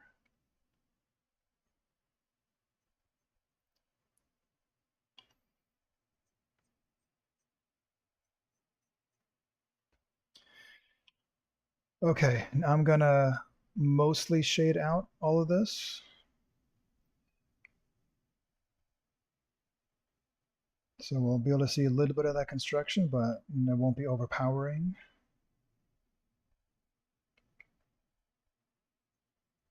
And this is behind the upside down shape here, the upside down cone.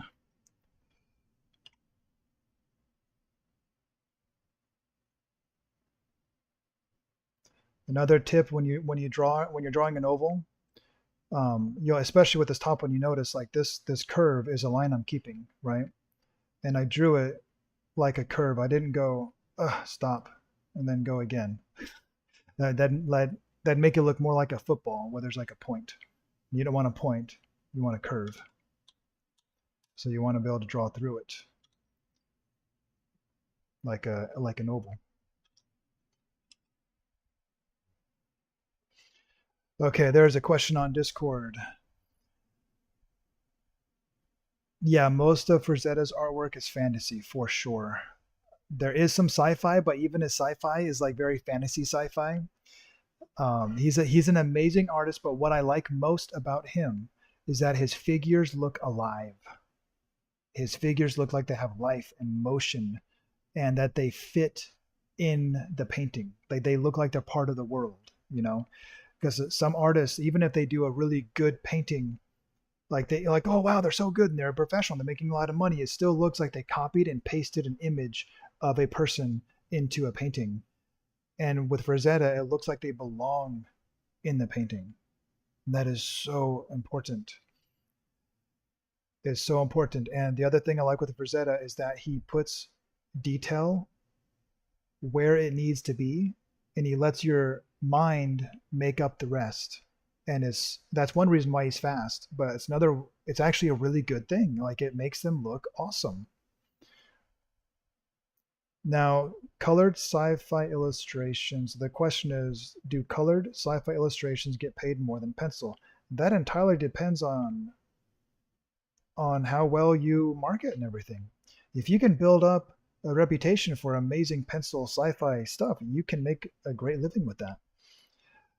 But if you want to make the most possible, that would probably be like, especially if you're going to use real media, a fully painted painting is probably going to be worth more than a basic pencil. But there are people that make a crazy amount of money with pencil drawing. So it's all possible. It's all possible. You just have to figure out exactly what you do, what you want to do, and then get really good at it. Get really, really good at it. Okay, I'm putting this in just so I can see the back side, the hidden side of the cylinder. Okay, just for my reference, I want to see. I should have drawn these in already, but I didn't.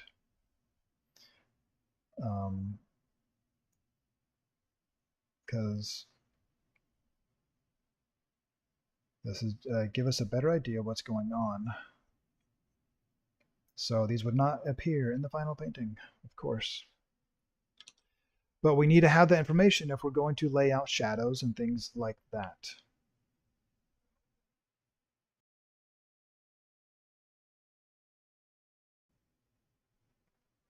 Okay, let's lay out some basic shadows, and then we'll do the faster stuff, which all the painting, because the painting goes a lot quicker. Right now, we're just kind of laying things out, right? I'm gonna shorten this up a little bit.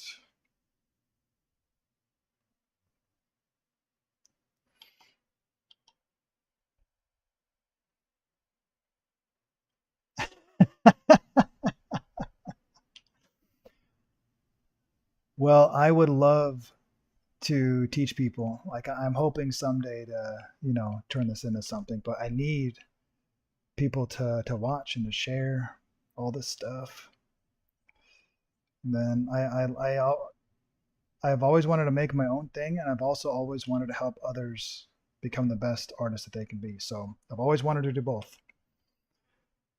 Okay, so I'm blocking in the where the shadow is going to fall. And even right here, you can see a little bit, we're going to end up seeing a little bit of shadow on the cylinder go down, right? And then this cone shape, ooh, I'm not going to do all the mapping out I did in the last one. I'm just going to paint it. I'm going to draw it how I see it.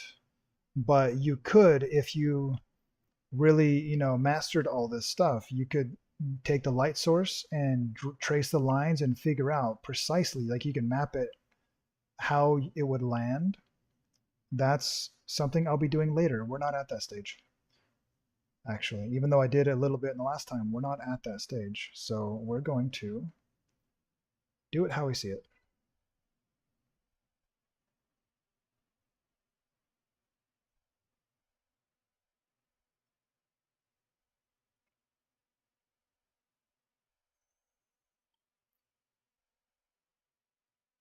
No, for the sake of clarity, I'm going to make it artistic judgment here to extend the shadow. Oh no, it's still not enough. Okay, I want that shadow. There you go. I want the shadow far enough away from the square so that you can really tell that the shadow's coming away, and it gives us some room to paint in that shade and some of those shadows in there. There you go. That's a little bit better. Yeah, I actually almost became an art teacher, but teaching at a school, like a regular school, they make like less than half of what I make right now. And I'm hoping I can do teaching online because one, I don't have to have an art degree because I don't need an art degree. And two, I think I can actually teach pretty well but I really prefer the coaching method where you can help someone learn where they need to grow. So eventually, I want to have a mentorship program to do that.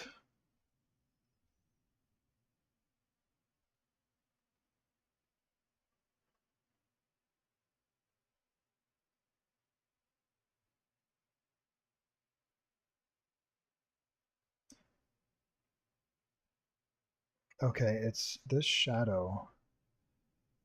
The shadow is kind of complicated, and this is where if you actually drew the lines with a light, the light source, it would really help this shadow make a lot more sense. But I'm gonna block it in the best I can with how I can see it.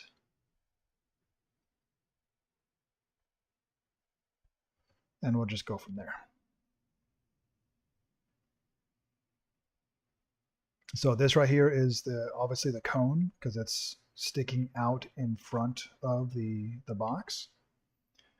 And then we have the shadow of the cube. And since it's farther behind, it's actually kind of going to be visible up here a little bit.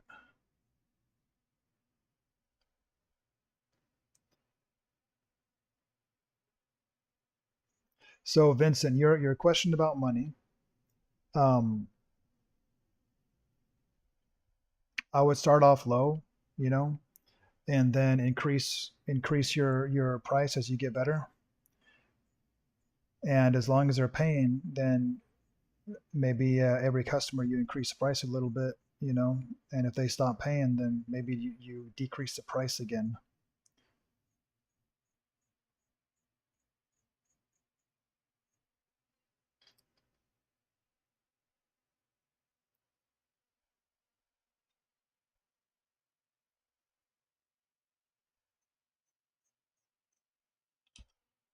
I think I started when I first started doing commissions. I started out at like $100, give or take, maybe $200 US dollars.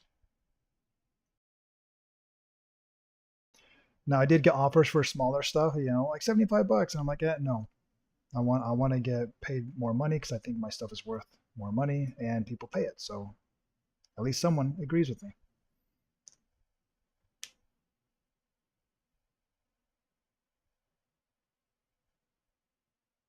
Yeah, Jay, I'm surprised how much money they make there. Down here, a basic teacher would be making less money than that,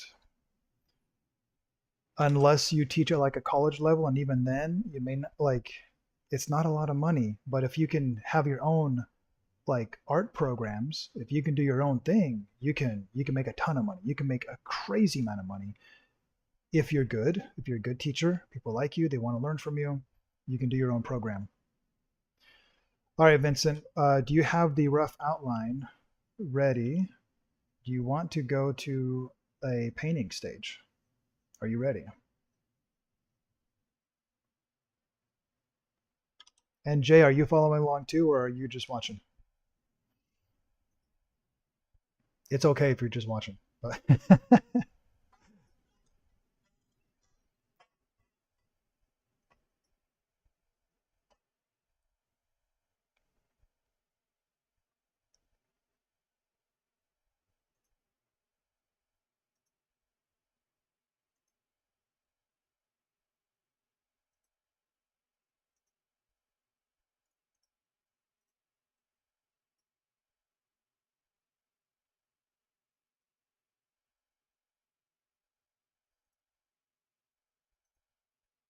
all right, let's do it.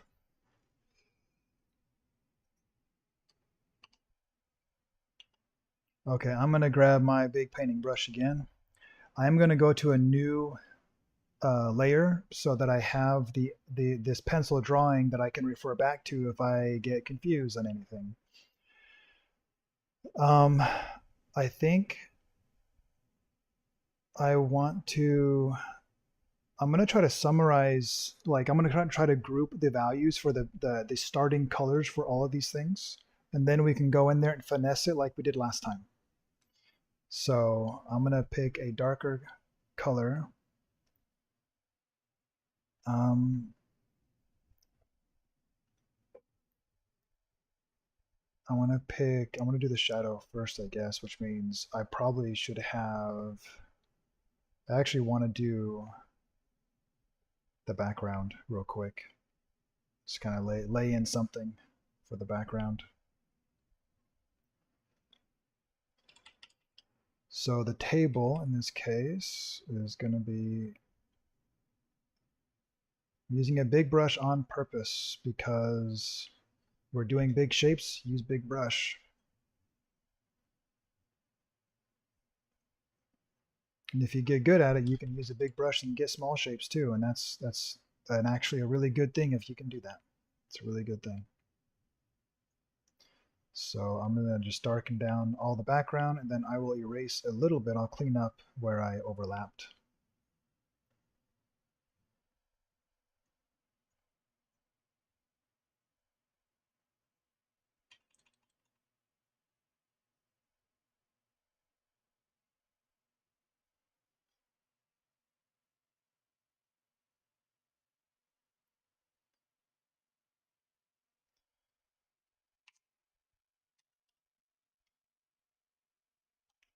I'm only zooming in just to make sure I'm kind of on the line there. Oops. And make sure I'm not going too crazy. Oh,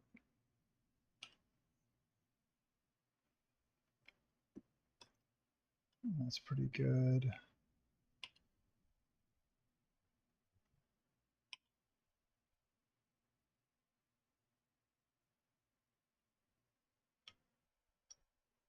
There you go. There's some background.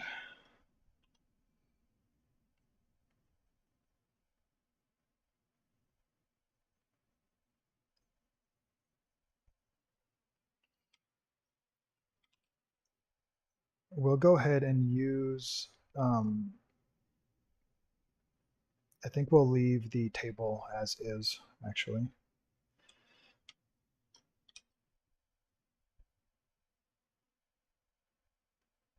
Okay, I have a question on from Discord. The two images that we showed earlier, the one with the dragon, and was that in this stream? Was that the previous stream? I don't think that was this stream when I pulled it up, was it? Um, okay, can you color? Well, either way, can you do a fully colored painting like that with colored pencils? Yes, you can. You will have to learn how to do so. My hope. Well, okay, one tip I would use is like if you can use watercolor pencils that can help you kind of blend in and just get some thick, get some color down. And then you can use regular color pencils on top of that um, to adjust the color light or dark. So, but certainly you can make it look really nice. Um, I mean, that could be a great place to start for sure. Be a great place to start. I expect eventually you'll want to get into painting, but maybe not. Maybe you'll say no, never.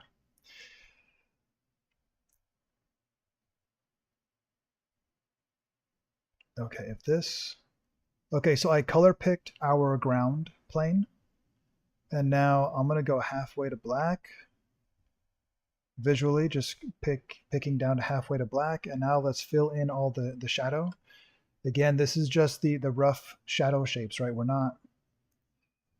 Um, we're not saying this is the perfect shade for everything. It's the starting point, and then we'll adjust from there.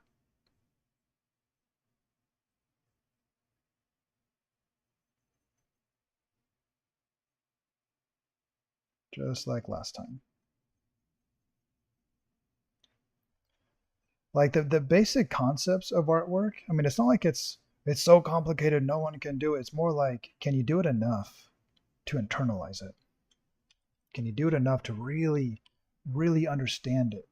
That's the hard part. Because conceptually, people can understand. Oh yeah, object makes shadow. That's fantastic. It makes sense.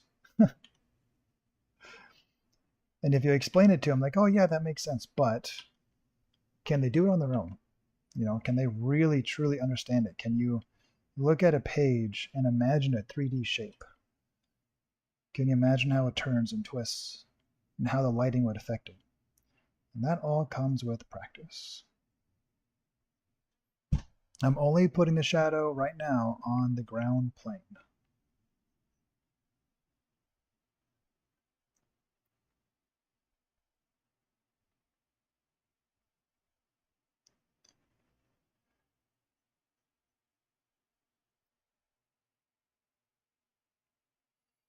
And so, like Vincent, if you end up doing DC Marvel and things like that, this kind of knowledge is still useful.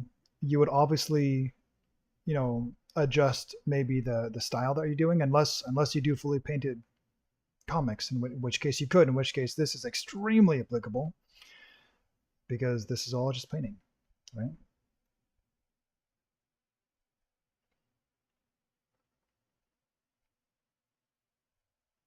Okay, I want to change the local color of these objects. I'm going to paint it a little bit brighter, but not a full white. I'm just gonna make it a little bit brighter. I'm gonna go to a new layer, and I'm just gonna block in this local value.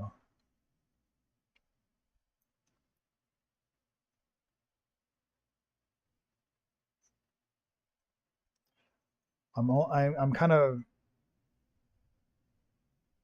I'm kind of focusing on the areas I know are a little bit lighter, like they're not gonna go super dark because we'll paint the darks here in a second. Yeah, I'm being messy. I know. I know. I'm always messy with this.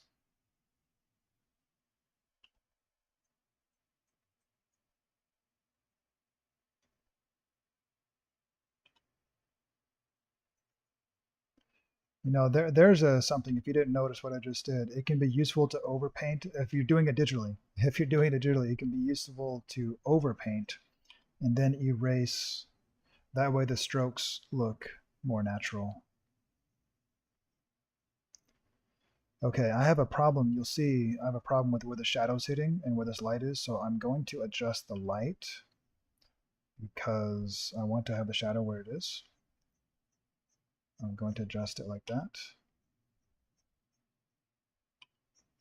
That way the light and the shadow is hitting in the same spot. It's transitioning.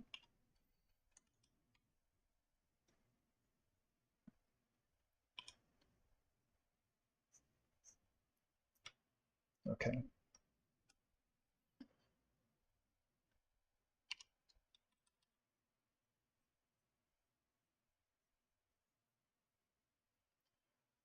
Trying to focus this on the parts that are getting the most light. Maybe I shouldn't have done this one, but I'm going to. Okay. We'll do the top as well.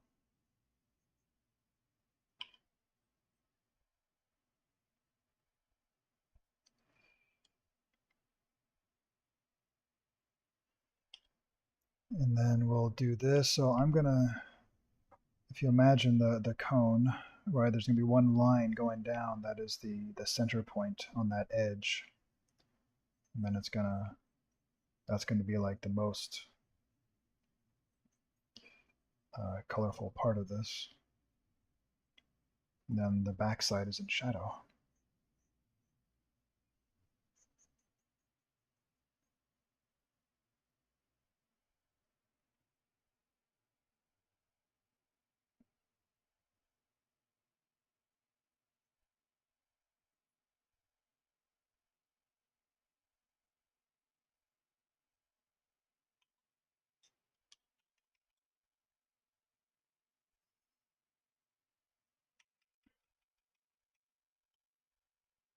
Okay, I think that's enough for us to continue with the process.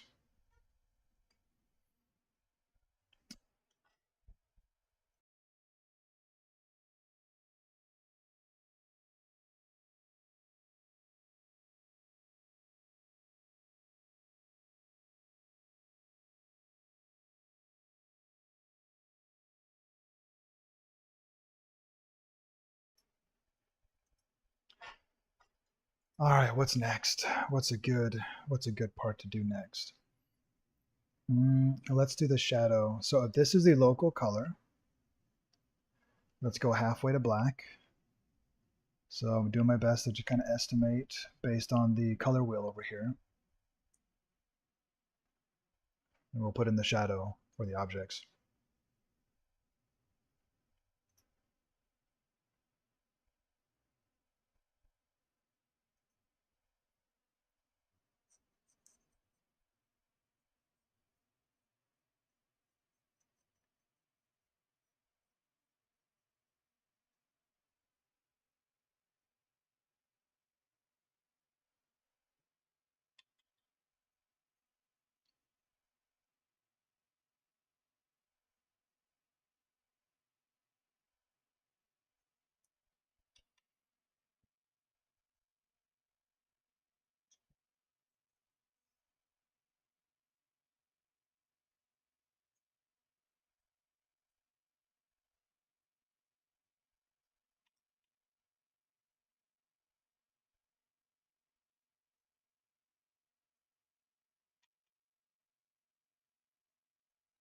Now, Vincent, how's Photoshop working out for you? Do you have any specific questions on that while we're doing this? Any things that you're noticing or challenging or something like that?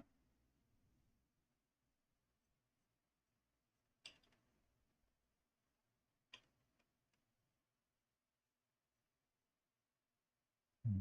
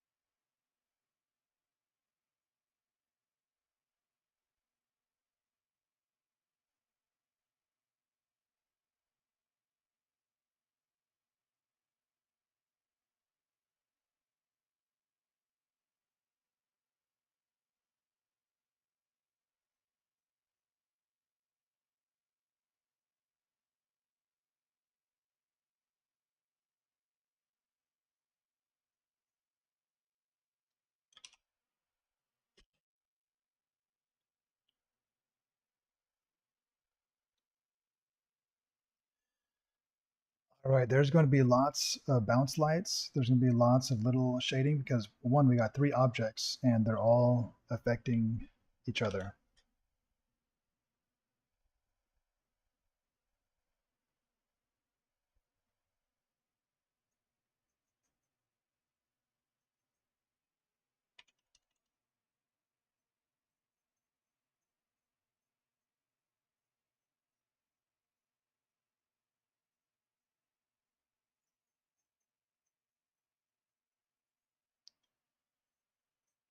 I'm just getting rid of this ground texture that this has. Okay.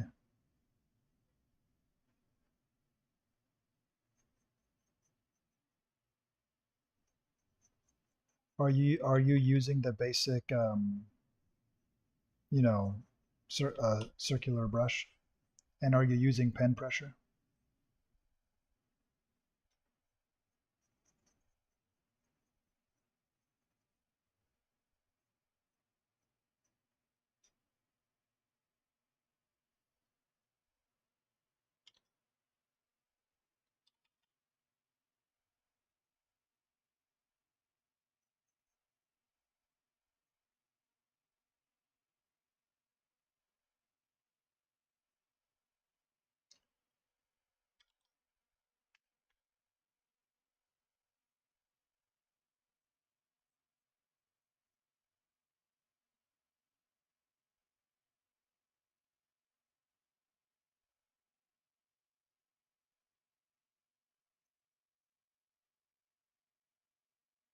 I left this shadow where it was for now because I think it makes it a little more visible. And it's going to be a little more, I think, accurate to what we're going to end up with because of all the bounce lighting that's going to happen here. Okay, let's do one object at a time. Pressure opacity, you're not using. Okay. My suggestion with round brushes, um, I do like round brushes a lot. My suggestion is to, or I guess what I like to do. Let me show you real quick. I think I said I would show you this at one point, but we haven't done it. Let me see if I can just show you something. Can I change this? Let me see. Um, all right, so we are in Clip Studio Pro right now. So this is very similar to Photoshop. What I like to use for this, really, it's like I mostly use four different brushes in this as my majority. I use a detail pencil, is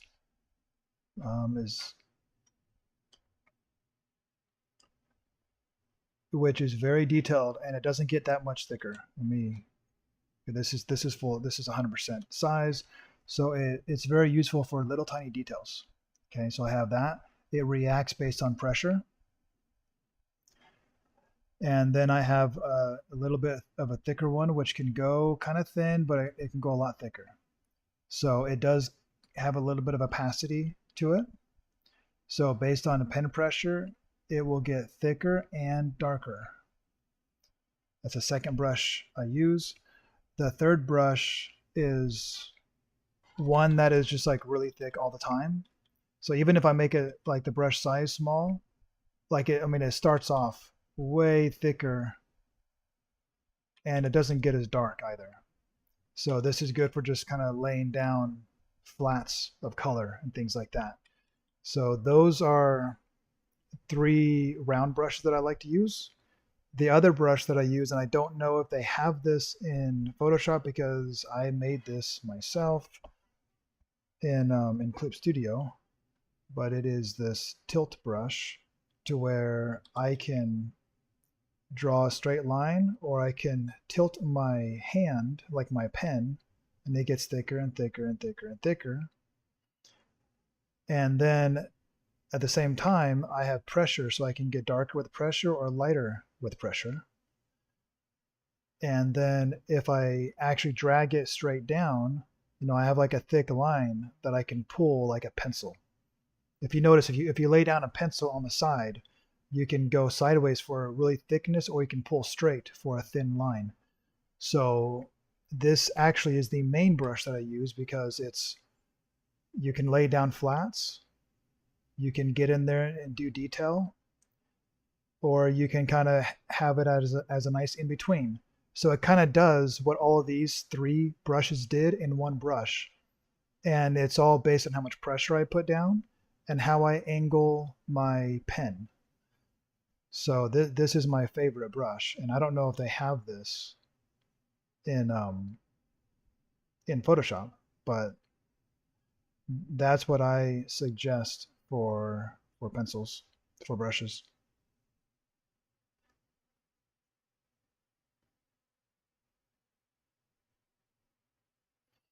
And this brush in particular, because I have a few different ones that I made over time, but I use this one the most. It kind of blends a little bit. It has like a very small amount of smudge to it, just smudges a little bit. This is where most of my artwork that you've seen, like on my website or whatever, my DeviantArt, most of my artwork has been made with Clip Studio Paint with this kind of brush. So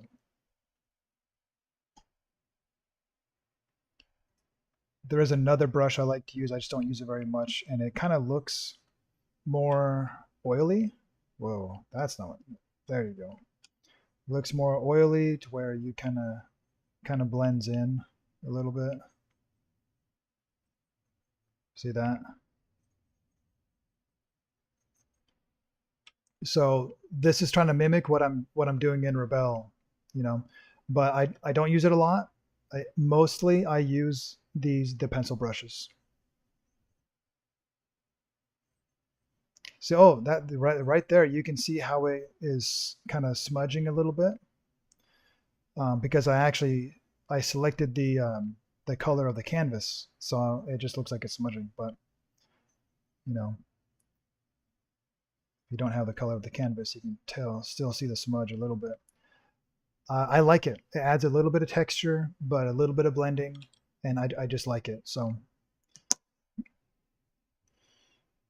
but if I didn't have that, I would be using the detail round brush, kind of a medium round brush for most of my stuff, and then a big flat brush for getting big areas very quickly.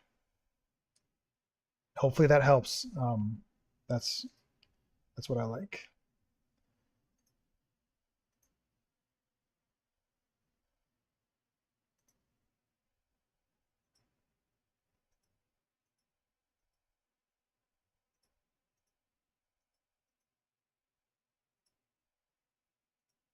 Okay. Hopefully you guys can see Rebel again. We'll continue.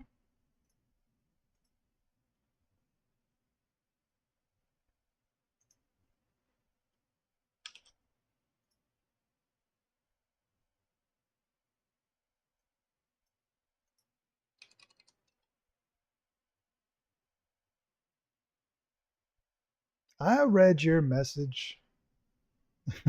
I read your message. You're gonna do a Drawbox. I know. I'm gonna do it too. In fact, I'm gonna be doing it soon, very soon. Check this out. Let's move this to the top. So for anyone who has not been here from the beginning, um, oh, you can't see the whole thing because I changed the canvas size. Oh, I destroyed it. I destroyed it. No.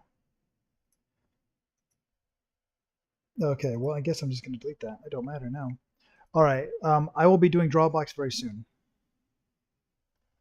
and we'll maybe live stream going through the lessons or something. I don't know, but we're gonna do something. Okay, getting back to this, let's start shading this in. I'm gonna do the cone first because it is the most obvious. So I want to. This is gonna be a gradation, right? It's gonna because it's a soft round object, so it's gonna be a gradation going from this mid color, this core shadow color, and maybe we'll darken the core shadow a little bit, but it's going to go from here to a nice soft bright highlight. And kind of what we were talking about before, where you have like a nice long round object or like a really sharp object, the sharper it is, the more harsh the core shadow is going to be, whereas this one's going to be more gradated, and it's going to be more blended and things like that. This one's going to be far more sharp because it's a sharper curve.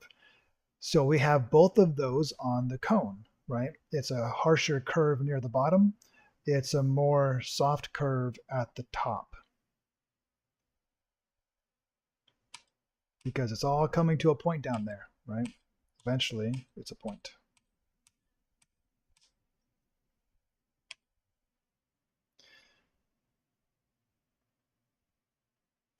Let me make sure I'm on the right layer.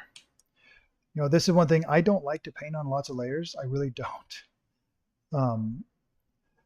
So here's a trick, Vincent. I painted these colors, so almost all of the colors here are painted on one layer. I actually should have done maybe the highlights and the shadows different, but I don't know, whatever. The objects are on a separate layer, so I'm going to lock the transparency, and that way, I can paint here, but it doesn't go outside.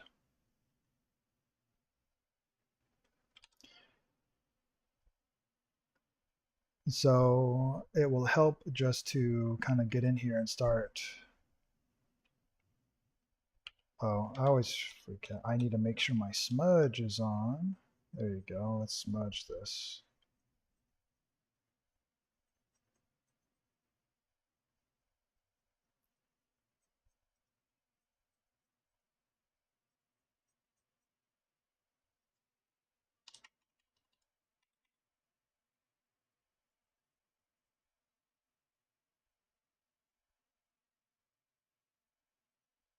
I love this program. It's really cool.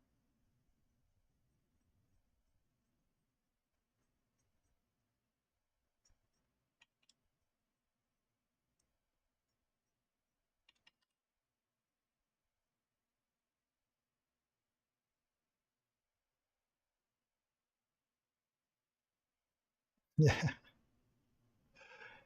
that is true. So we have people watching from all around the world.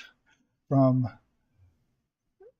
I'm in Arizona. We got people far north of me. We got people an ocean away, and we got people from a room over.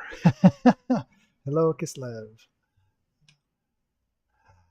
Is blending with a soft brush good or not? So you want to be really careful blending with a soft brush, and the reason why is, and actually, um, funny story. One time I submitted a picture that I did to. Uh, they were having like a portfolio review, and so me and a whole bunch of people had some pictures um, reviewed, and I knew I wasn't ready for work at that point, but I wanted the review, right? And I don't know if it costs money or whatever, but they did review my work. And one of the first things they said is stop using the airbrush. Like that's like the first thing they did. You want texture. Like you want texture.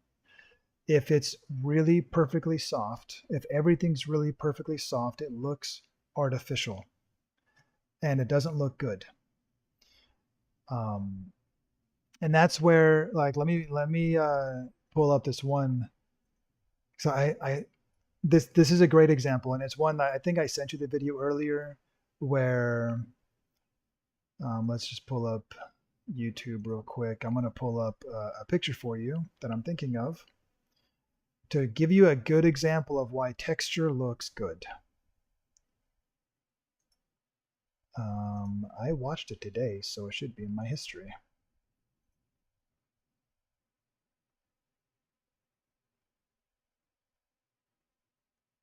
Oh, I love this painting. This guy, he's so good. Okay, just tell me how smooth this is, right?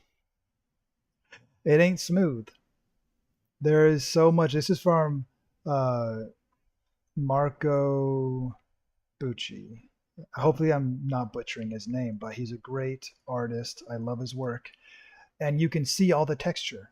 You see it all over the place, but it looks good.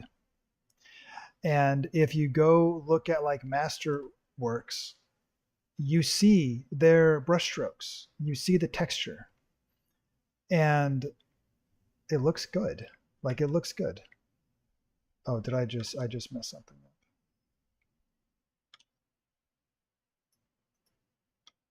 Did I seriously? No, oh, thank you. Okay. Undo is great. Um, I wonder if I can show you this. And the cool thing with texture is that when you're close up, you can see the work. When you step back away, it looks realistic. It looks amazing. I want to see if I can show you this. Let me get a new layer so I don't mess everything up. Okay, so this is a painting that I did now. And if you look far away, like people will be like, oh, wow, it looks like a photo. It really doesn't, but it does look realistic. It looks believable. But if you zoom in, that's not perfectly smooth. It looks like it was done with a chalk brush. It looks like it was done with like pastel or chalk. It's not perfectly smooth, and I did that on purpose. And then you zoom away. Well, you can hear my dog right now. You zoom away, and all of a sudden it just looks right. It looks good. Even this guy. I mean, look, like this is not all perfectly blended, perfectly smooth. Like you see a lot of the brush strokes, and then you zoom out. It's like that looks like a dog, you know, and that's a good thing. So don't paint with an airbrush. Just don't do it. Don't do it.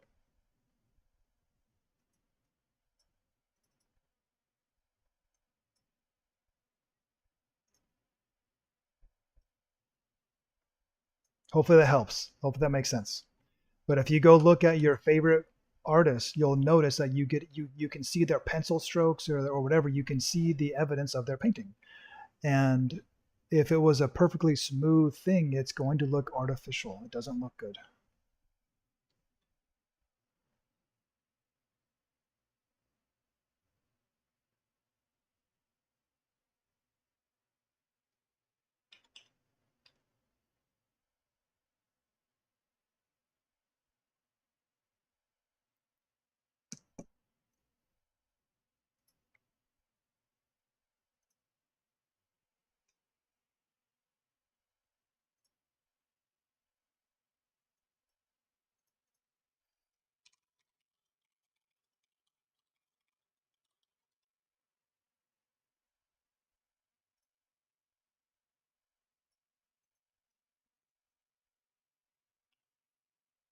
One of these days I'll have to maybe I'll show you that painting, but I actually have that it was a picture of my daughter.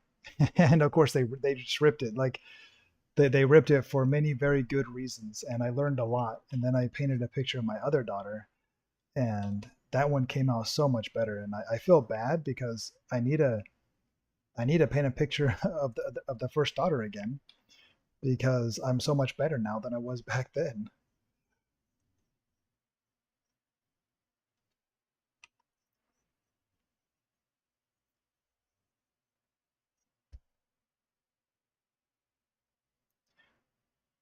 Okay, one thing to keep in mind, texture is naturally added with your brushstrokes. So when you're painting,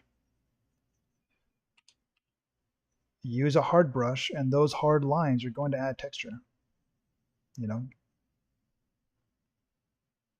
yeah. All the little hard lines and everything are going to naturally add texture as you go. I would just focus for now, just focus on painting with a round brush and don't try to make it perfectly smooth. Just try to like paint the gradations and things like that. You'll naturally have some, and as you get better, you can start to control that and make it look how you want. It's like right here, like I mean, there's a whole bunch. Look at all this little texture, all these. I don't know how well it shows up on YouTube, but there's like all these little tiny strokes and everything. I'm leaving that, right? That's texture. That's all gonna stay. It's all gonna stay, or at least a lot of it will. Okay, now we're looking at this object of a cone. Okay, and we from the reference that I'm looking at, that of course you can't see, the highlight. I'm gonna do this badly here for a second. Is the highlight is right down this line, and so again, if you think about the highlight, oops, if you think about a rounded object, the highlight is at the high point, and then it curves away on both sides, right? That means this is the brightest, and it's going to get darker as it goes to the side. And so it needs to darken as it goes away from the highlight. Okay. Let's undo. Which means that on the center line, it needs to be bright, but then it needs to get a little bit darker over here because it's going away from the light. So I'm gonna use my color selection. I'm gonna pick kind of a color over on this side, and then we'll paint it over here. And then we'll kind of blend it in a little bit. And so you can blend it in by just color picking and using opacity and stuff, and you'll naturally have some edges in there, which will give your painting some texture.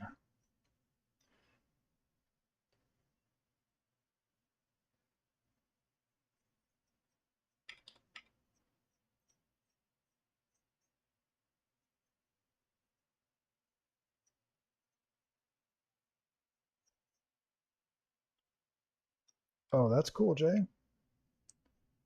What are you going to spend it on? You just got some free money.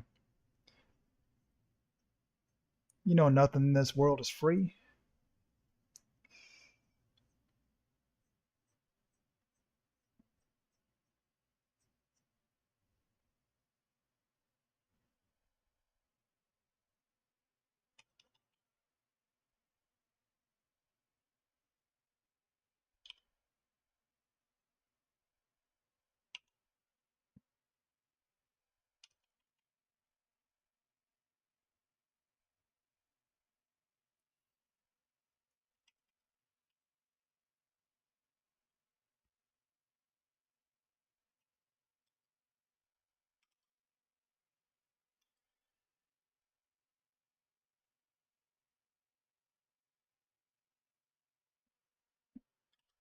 All right, that's it for the cone for now. We'll come back to the bounce light next. We're just focusing on the brighter areas right now. So let's look at this. Um,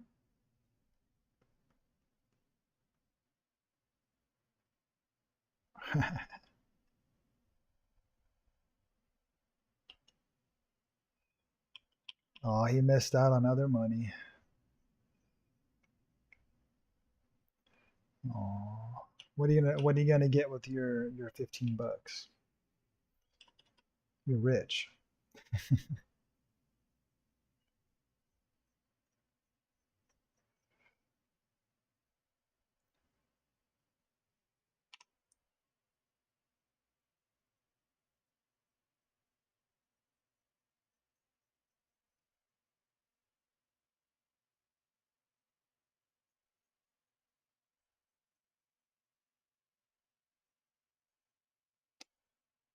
And so again with this, I'm trying to make the highlight is gonna be like actually like right here. So I'm gonna fade into that and then we'll darken the other side as it fades away from the highlight. So let me just darken that up again. And then this down.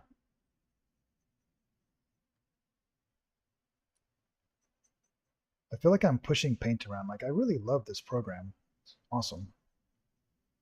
It's awesome.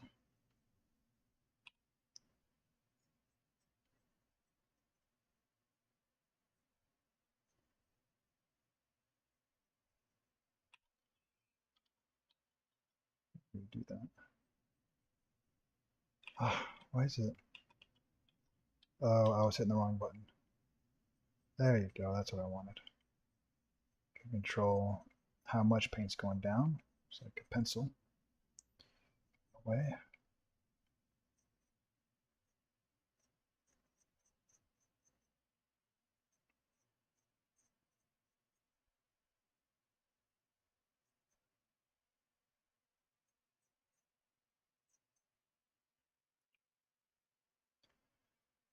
I actually think I have this too dark, so I'm gonna lighten it up a little bit. This is where don't be too precious with your work. You can always adjust it. You can lighten it. You know,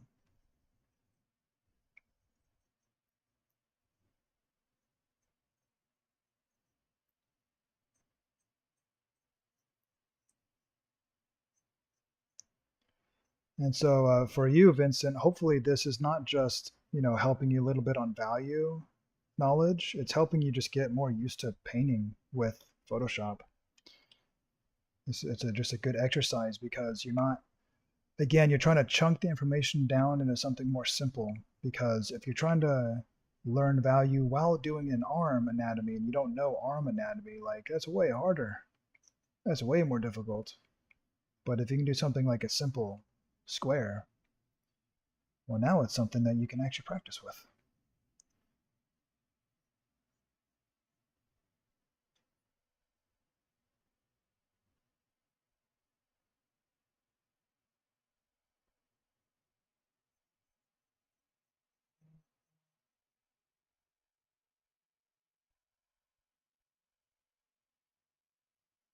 All right, so I like the gradation on this side. I'm going to add a little bit of dark to the opposite side here. Not really dark. It's not a big difference, but it is there, and we want to represent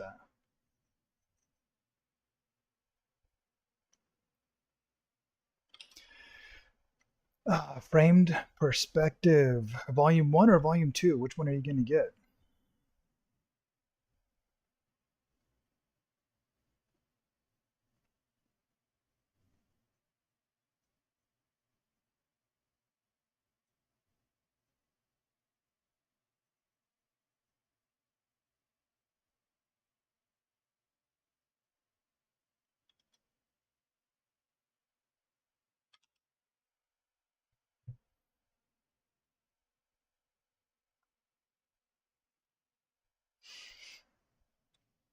Okay, so I'm going to come back to the top of the cylinder and I'm going to do the top of the cylinder and the top of the square at the same time. I'm actually going to do this like highlighted portion here because I feel like it's about the same brightness. It's the same brightness as this part. So I want to get this now. This is just an artistic decision. You can do what you want when you're doing it with your own reference, right? You can make your own choice. But the only thing I'm really doing is just kind of, I'm going to blur this edge a little bit because it's not a perfect line. It's far enough away that it's kind of blurring.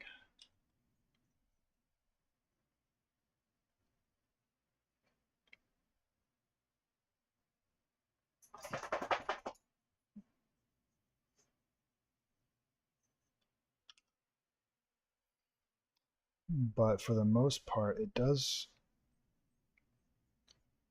look pretty light. Just trying to find the right amount.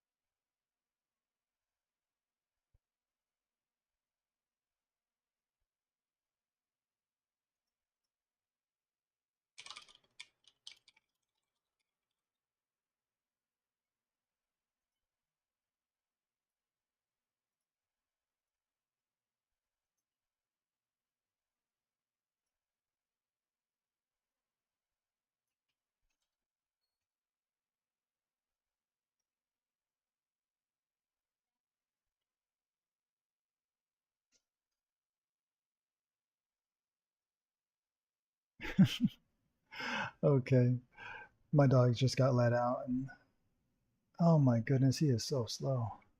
Samson, yeah, Samson, you're slow, buddies. You're slow. Why'd you take so long to get up? The door's already shut.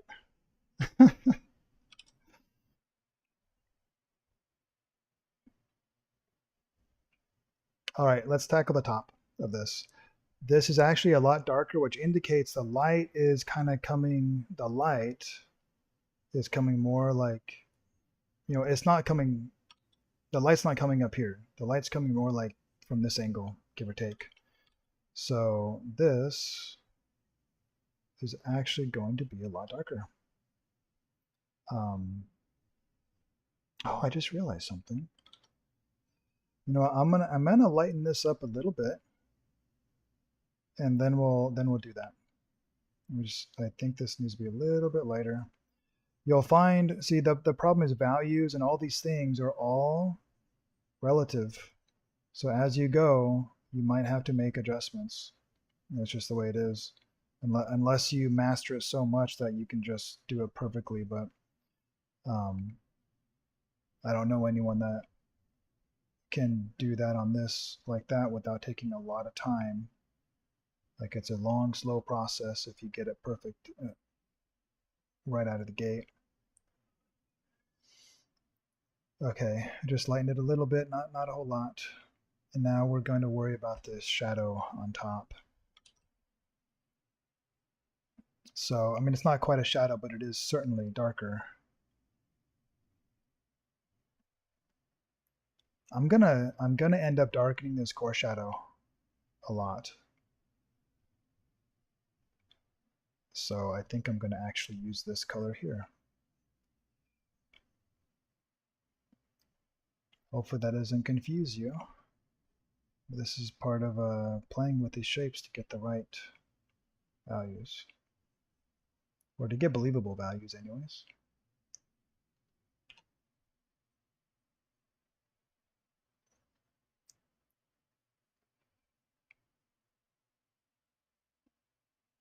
When you're doing this this top, make sure you don't make this into a point.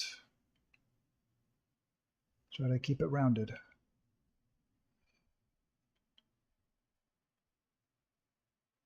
There you go, that's looking better.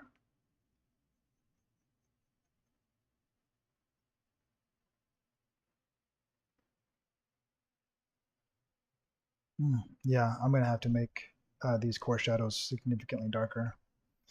So I'm going to go ahead and do that now because I'm going to have to, I need to darken up this. I need to darken up that. And so I'm going to add some darker color here. And I'm just going to start with this cylinder.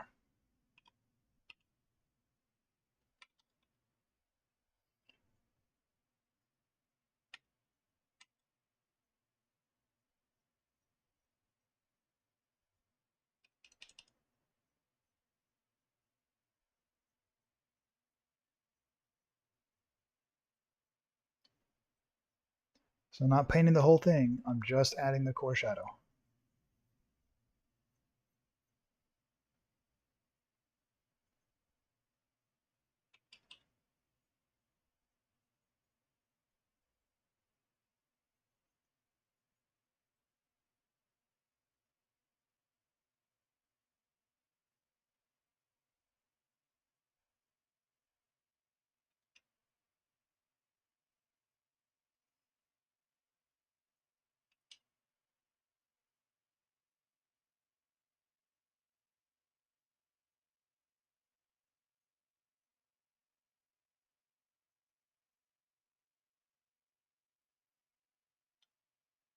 And it actually has a darker core shadow right up here. You can just see on the edge of this thing.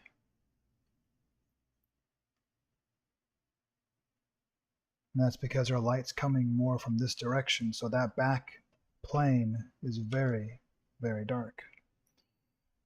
And this is getting some bounced light and a whole bunch of other things, so it's not as dark.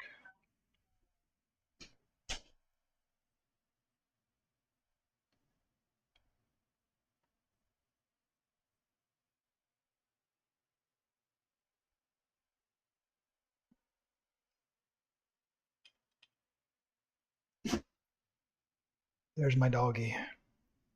He likes to sneeze.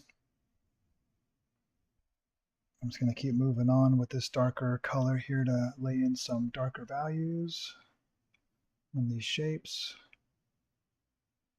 This little tiny spot right here is actually pretty dark because there's so little room for bounce light. It's just in a really close shadow area.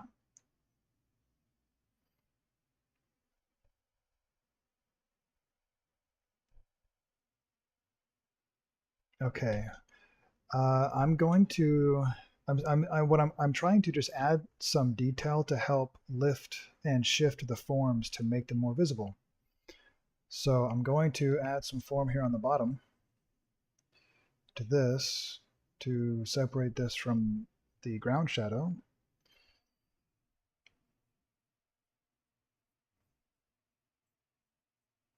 Because that's how it is in the picture. Right now we're just painting by observation and we're trying to learn as we go.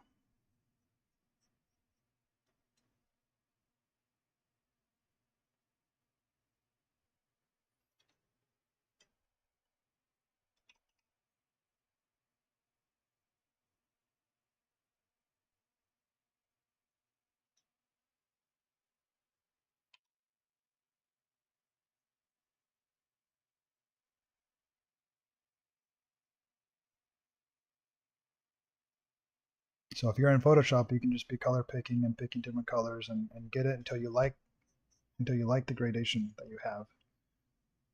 But if you want to have texture in there, then you can paint the gradation and don't use a round smudgy brush. That's like a nice soft airbrush. You don't want that. Like with the way that the program that I have works, I'm using a smudge brush, but it leaves texture, and so it's okay. I'm not using a soft airbrush.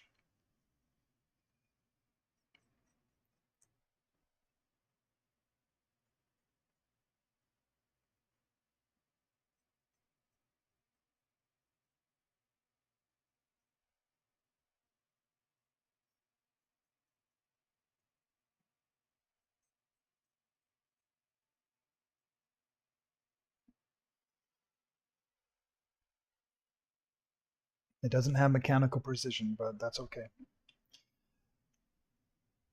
That is okay.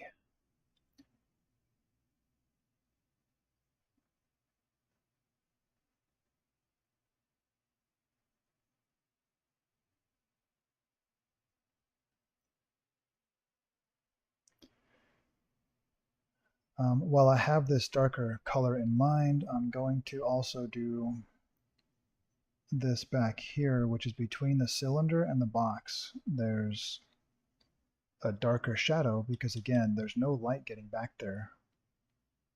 Right? There's very little light getting back there.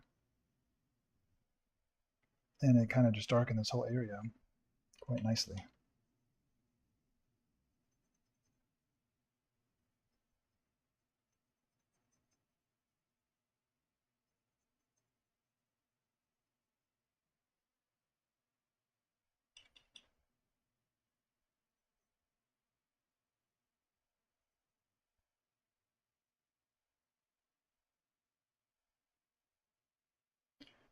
Vincent, so do you, if you have any questions at all with like the painting aspect of what you're doing, just let me know. So I know that's something you want to work on is the digital painting.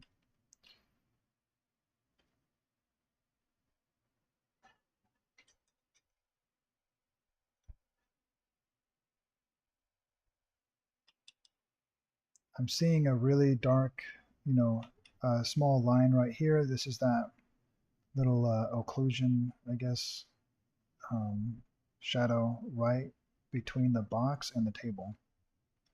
Just a little dark line.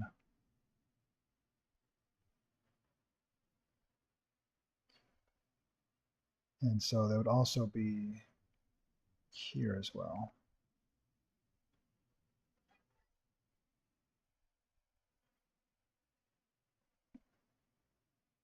It is here as well, it's just not as dark. So just be lighter with it. There we go. Look how much that just seats it off the page. Now it's starting to look like an actual shape in that area. Pretty cool to see it.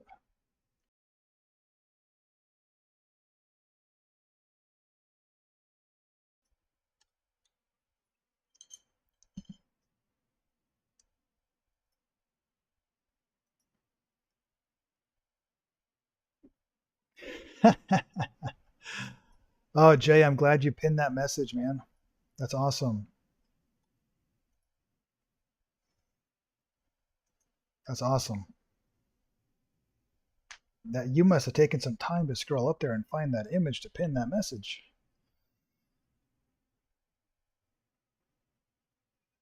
You probably can't respond to me right now because you're pinning messages. Okay, I feel like maybe we can start. Well, is it the same? This is.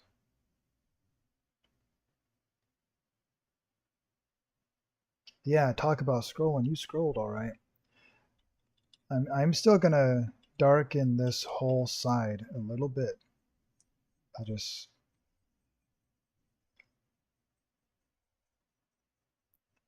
a little bit.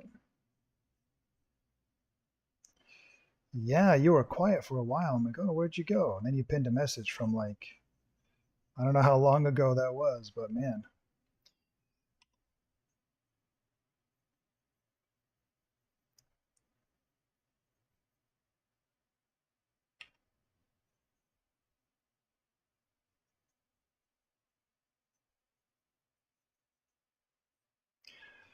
That's why it looks funny. I'm redoing that. I just realized I'm using a pencil. I want to use my paintbrush.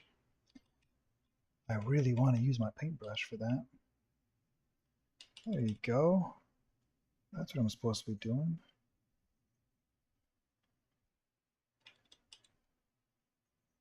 That looks what I was expecting.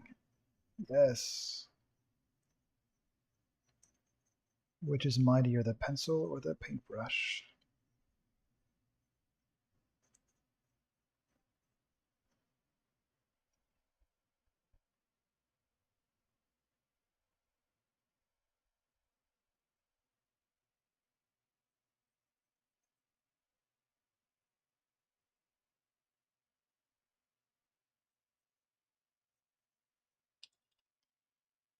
Okay, I feel I can finally paint this section here because it it doesn't match the color on this other side, but it wasn't as light as I had it, so I had to kind of fix all the other colors around it in order to get this to actually paint at the right value.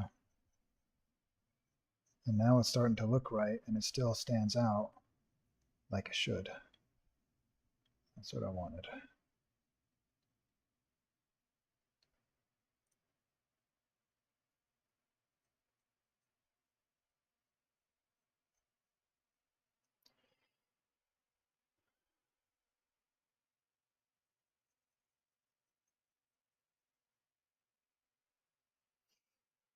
When you paint this front side of this block, it's actually just like how we were doing before.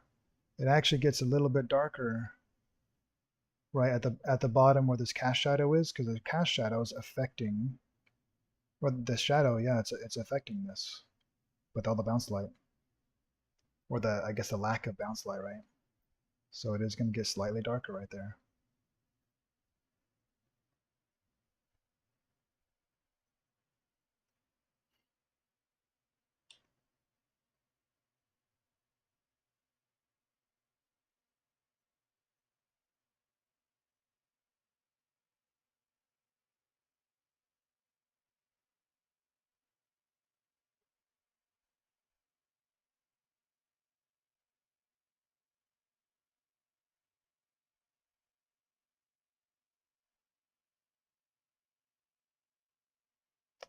You mean this up here? I don't know what you're talking about. What random dark gray on the box?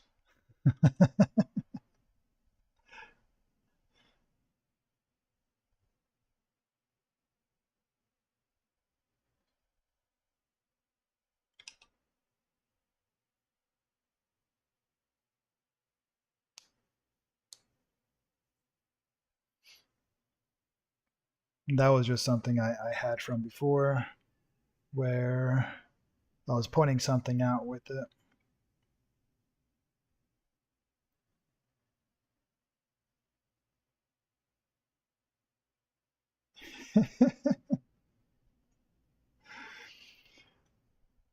Okay, let's actually make this darker now because it is supposed to be darker. That's why I had that there, um, because I wanted to make it darker. But I wanted to darken the other pieces around it so that I could make this darker without just losing it completely. Because I just had it too light. This is where, as you go, you can realize that you need to make some changes, and so you just make the changes, and then maybe next time, we get it right the first time if we can.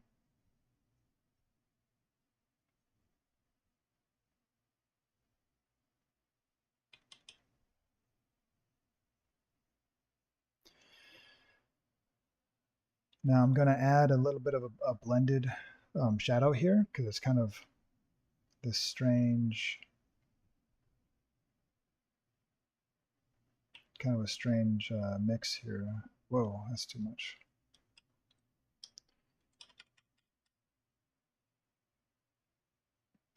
I'm just gonna blend this. Oh, Jay, what time is it over there? Like 1 o'clock or something?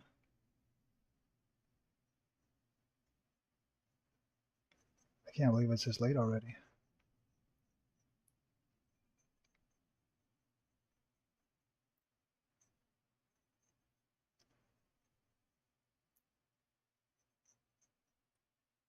Oh, it's only 12. That's that's not that bad.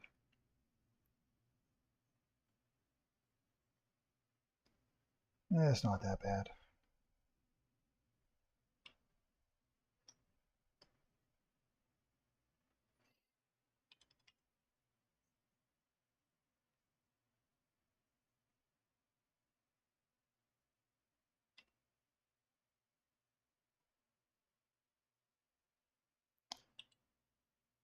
Yeah, I've been going to sleep at like 3 a.m. It's so bad. I can't do that anymore. I have to stop.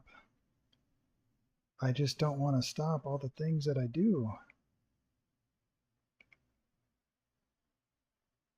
Like, it's like I like life, and I like doing things, and going to bed is not doing anything.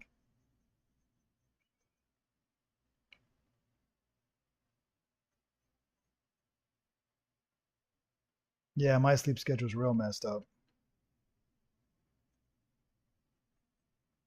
Don't let your sleep schedule get messed up like mine is. Mine's all messed up. Okay, we have to darken this shadow on the ground back here. Um, there's so much little awesome. I wish I could show you the actual photo because there's just so much coolness to the shadow. Um, there's so much detail, to the shadow and how it works. What am I doing?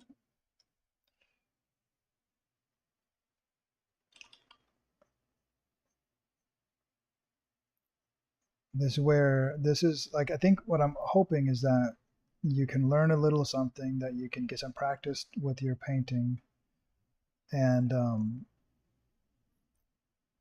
throughout this process, if you ever decide to go do it yourself, you might have a better idea of what to look for when you do it. And then you can identify all the little tiny reflections and things like that, and just be a little bit better prepared for some of the really hard stuff.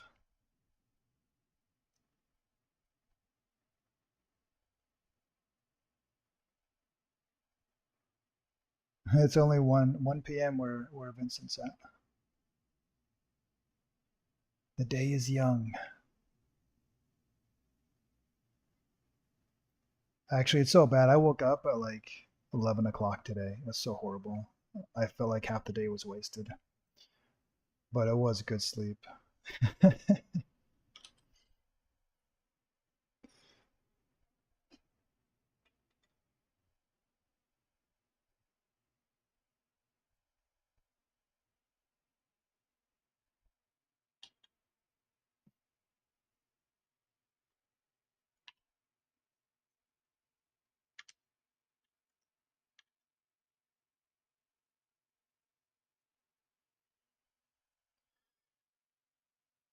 All right, we're gonna start darkening up these shadows a bit. Um, it'll really help this stand out. That is not darkening, is it? It's erasing. Let's not erase the shadows. Let's darken the shadows.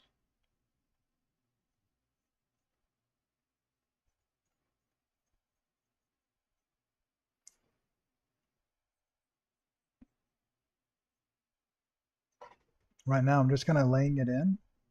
Like, I'm laying in how we're going to adjust this, and then we'll start kind of blending some of it. The shadows here are pretty smooth, but again, you don't want to paint things perfectly smooth. You want to see texture.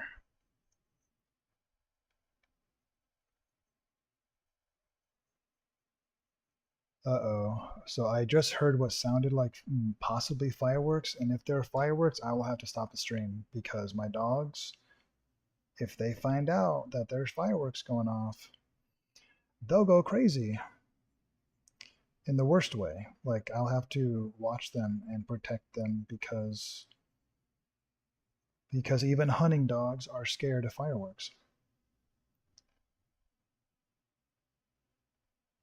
Hey, how's it going? Artsy Bible nerd is here.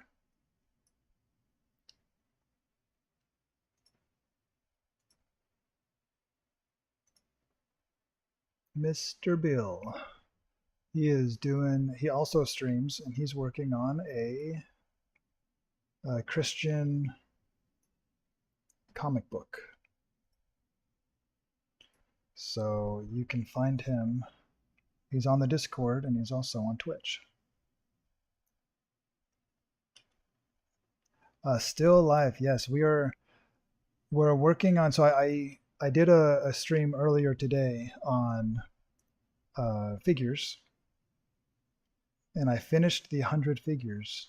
Yay! Woo!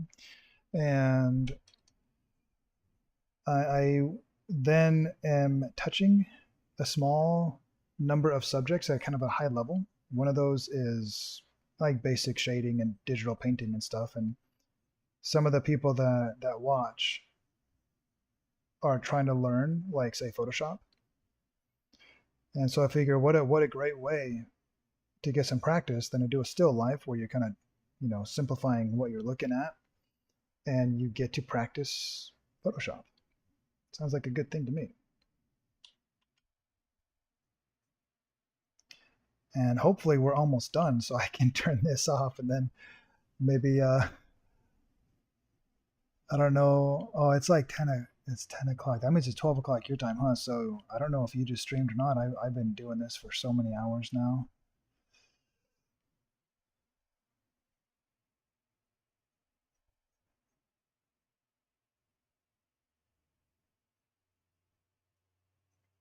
I may have missed your stream if you did stream. Okay, so I darkened down the shadow a lot, and there's some cool stuff happening in the shadow that I want to represent. Um, but first, I do want to put that little line that goes on the bottom of this because there's so little light getting there that it kind of makes a line. Oh, okay. No streaming tonight. Yeah, I did the previous one was pretty cool. I did a figure trying to do a kick, and I had some fun with that. And I'm excited someday, when I go back and do more figure studies, I'm gonna actually do a proper study of someone doing a kick, and to see how badly I messed up on the one that I just did because it was from imagination.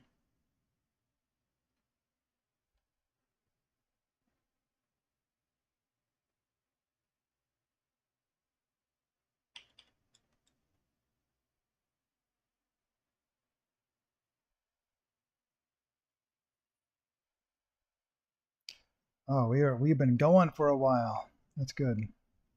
Well, we're almost done with this. We're almost done. Okay, one thing I want to add in here is there is a reflection in the shadow. There's actually two reflections I want to add. One, ooh, there's three. There's three reflections. See, the more you look at it, it's like, oh wow, there's another. Um, I want to take this shadow color and brighten it a little bit, so we can just add a little bit of highlight. And there's three spots we want to kind of add. One is right here because this, I think it's this light from right here is bouncing down into the shadow. And so it actually has a little bit of bounce light.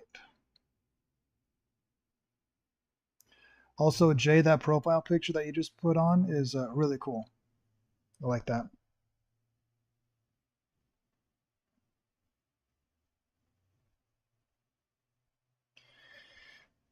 I'm going to do the same over here. Again, I'm going to adjust the light up a little bit and add some bounce light that's hitting into the shadow area. So, Bill, how's your weekend been? Did you have a good Sunday? Hopefully, you're not working tomorrow. I am so thankful I'm not having to work tomorrow.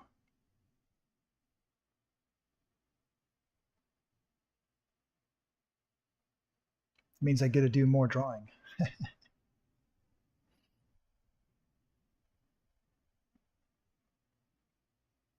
Okay, and one more down here. This one is a lot less bright because there's so much less light getting to it. But there is a little bit of a highlight back here. Kids are off tomorrow. That's awesome. So you get to hang out with your family. That's cool.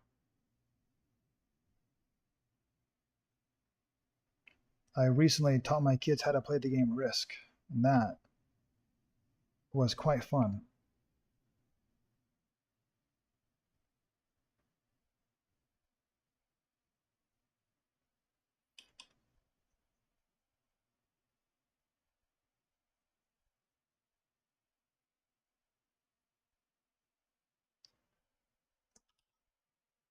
It means that most likely, yeah, I can probably stream tomorrow.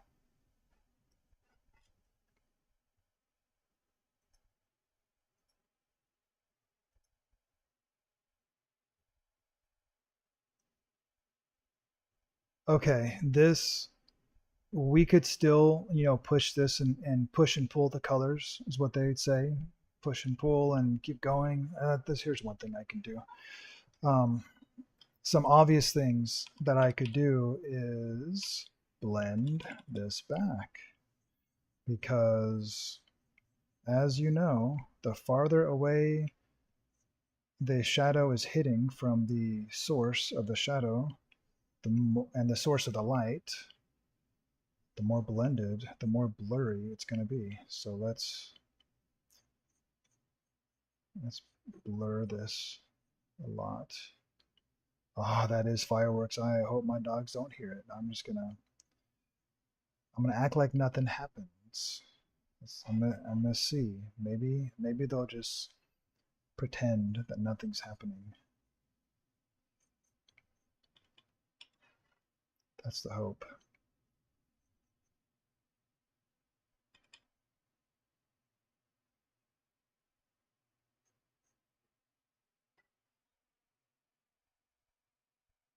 Oh, yeah, that's definitely fireworks. Someone's having some fun.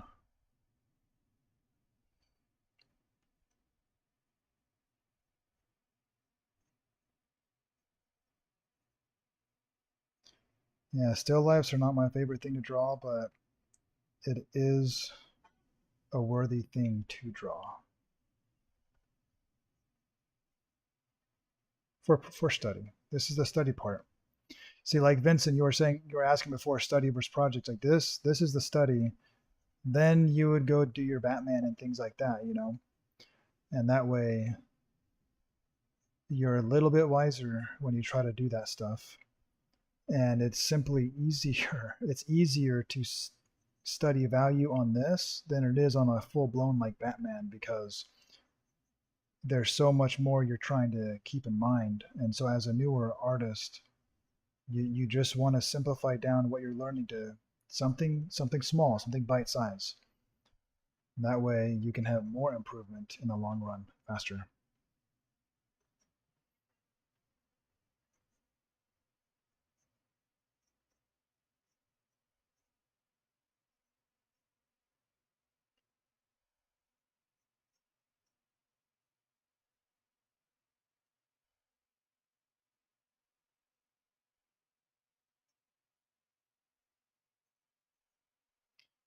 This one's actually going to be blurring farther up because it's actually coming from the cone. Right?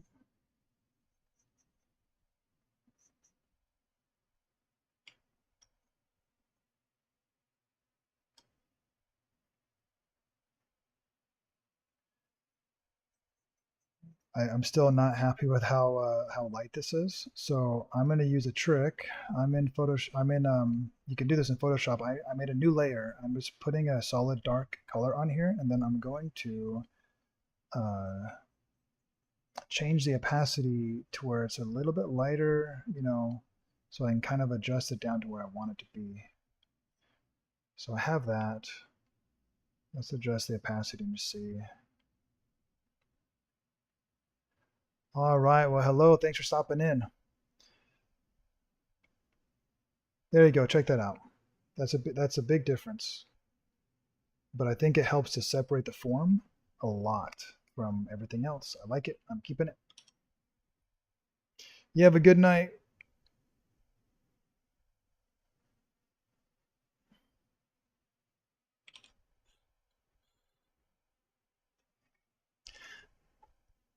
All right. So like we could continue pushing and pulling this for a while.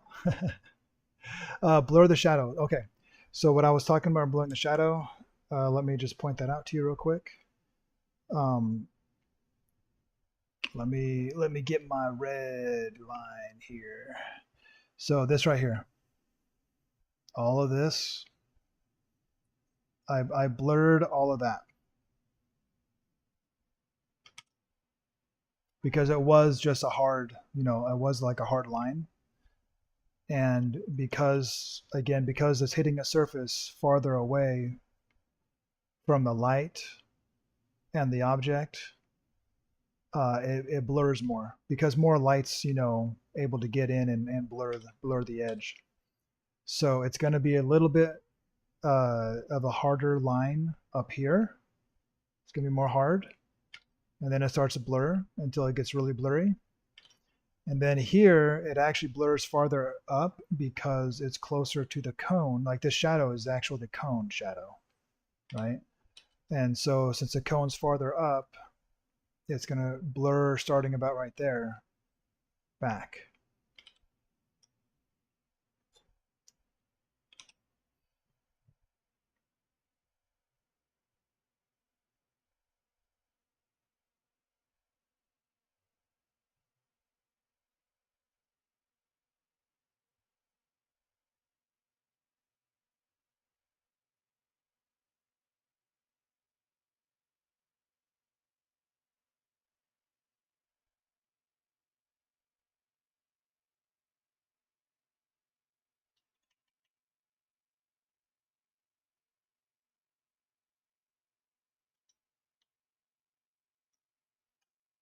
Does that help to answer your question?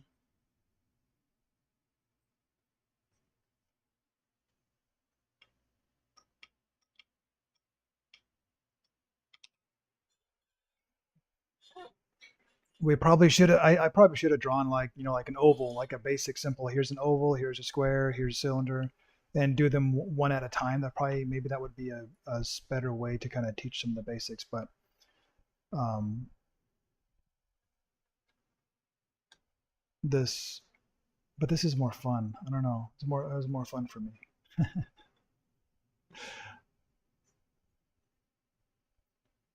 If you're doing a shadow or a circle, you imagine the core shadow, you imagine the light coming down and determining where it's going to hit.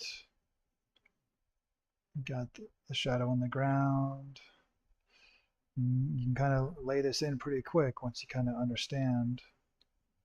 And then a lot of the rest of it is just more about your style and how you want to represent things. Like once you understand how this stuff works, then you can really start kind of playing with it a little bit. And some of that is like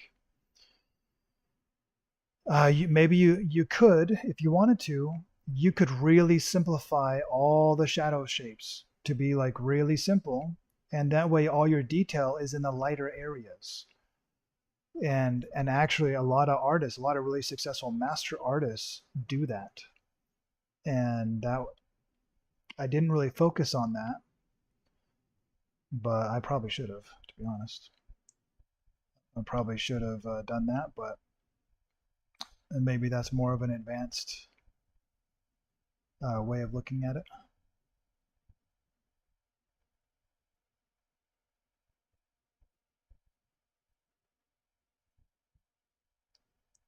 I'm just having fun and by giving you a second to ask more questions and see if you want to finish.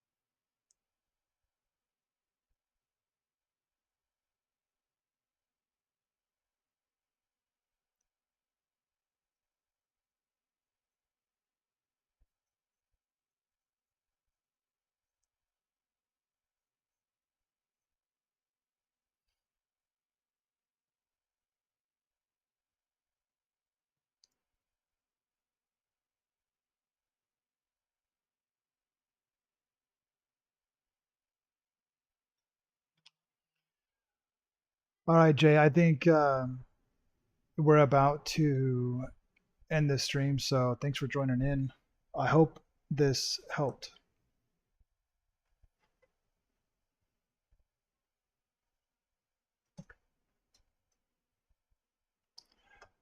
Oh, good question. Do I listen to music when I draw? Um, I didn't even realize I had no music on. Not for me, not for you, not for nobody. I had no music on. Um, Honestly, it depends. Sometimes I like to listen to music because it can help give you ideas or get you into a mood. Like if you want to draw a certain type of painting. Um, awesome. I'm glad that that helped, Jay. You have a good night, and hopefully we'll see you tomorrow. Um, Other times I don't want to use music because I just want to focus with everything I have, and sometimes even a tiny bit of distraction is like, no, stop everything and just let me zero in on this with everything I got. And sometimes I do that with artwork. Um, I remember a time I was drawing a sci-fi character, which I think I lost the picture now because I had a hard drive fail. Oh my gosh, I had a backup hard drive and the backup failed, and I lost a lot of work. And I think this one's gone, maybe. But I was drawing this guy, and I spent like 10 hours drawing this figure as like a sci-fi robot armor concept. And I shaded it in. I made it really cool. Actually, I put it on a business card at one point. But 10 hours of just focus with no music or anything. And I didn't know, like I didn't know I was just so focused. I didn't need anything else. So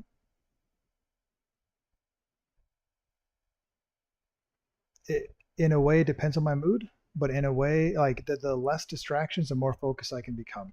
I do notice like if I'm doing something that's more boring to me, I'm more likely to listen to something else while I do it. Like maybe I'll have on the news or loud music or whatever. But if it's something that's like super passionate for me, I tend to turn off all the distractions in every way so that I can put every ounce of my brain onto this interesting thing that I'm trying to do. So that's me. That's what I do.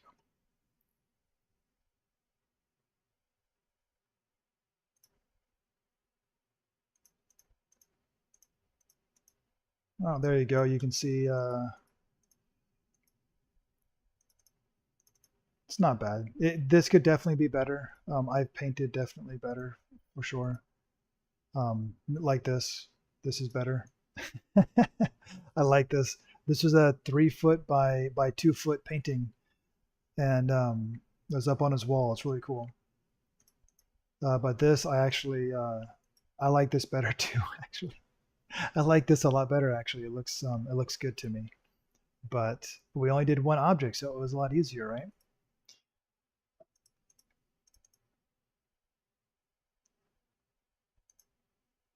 All right.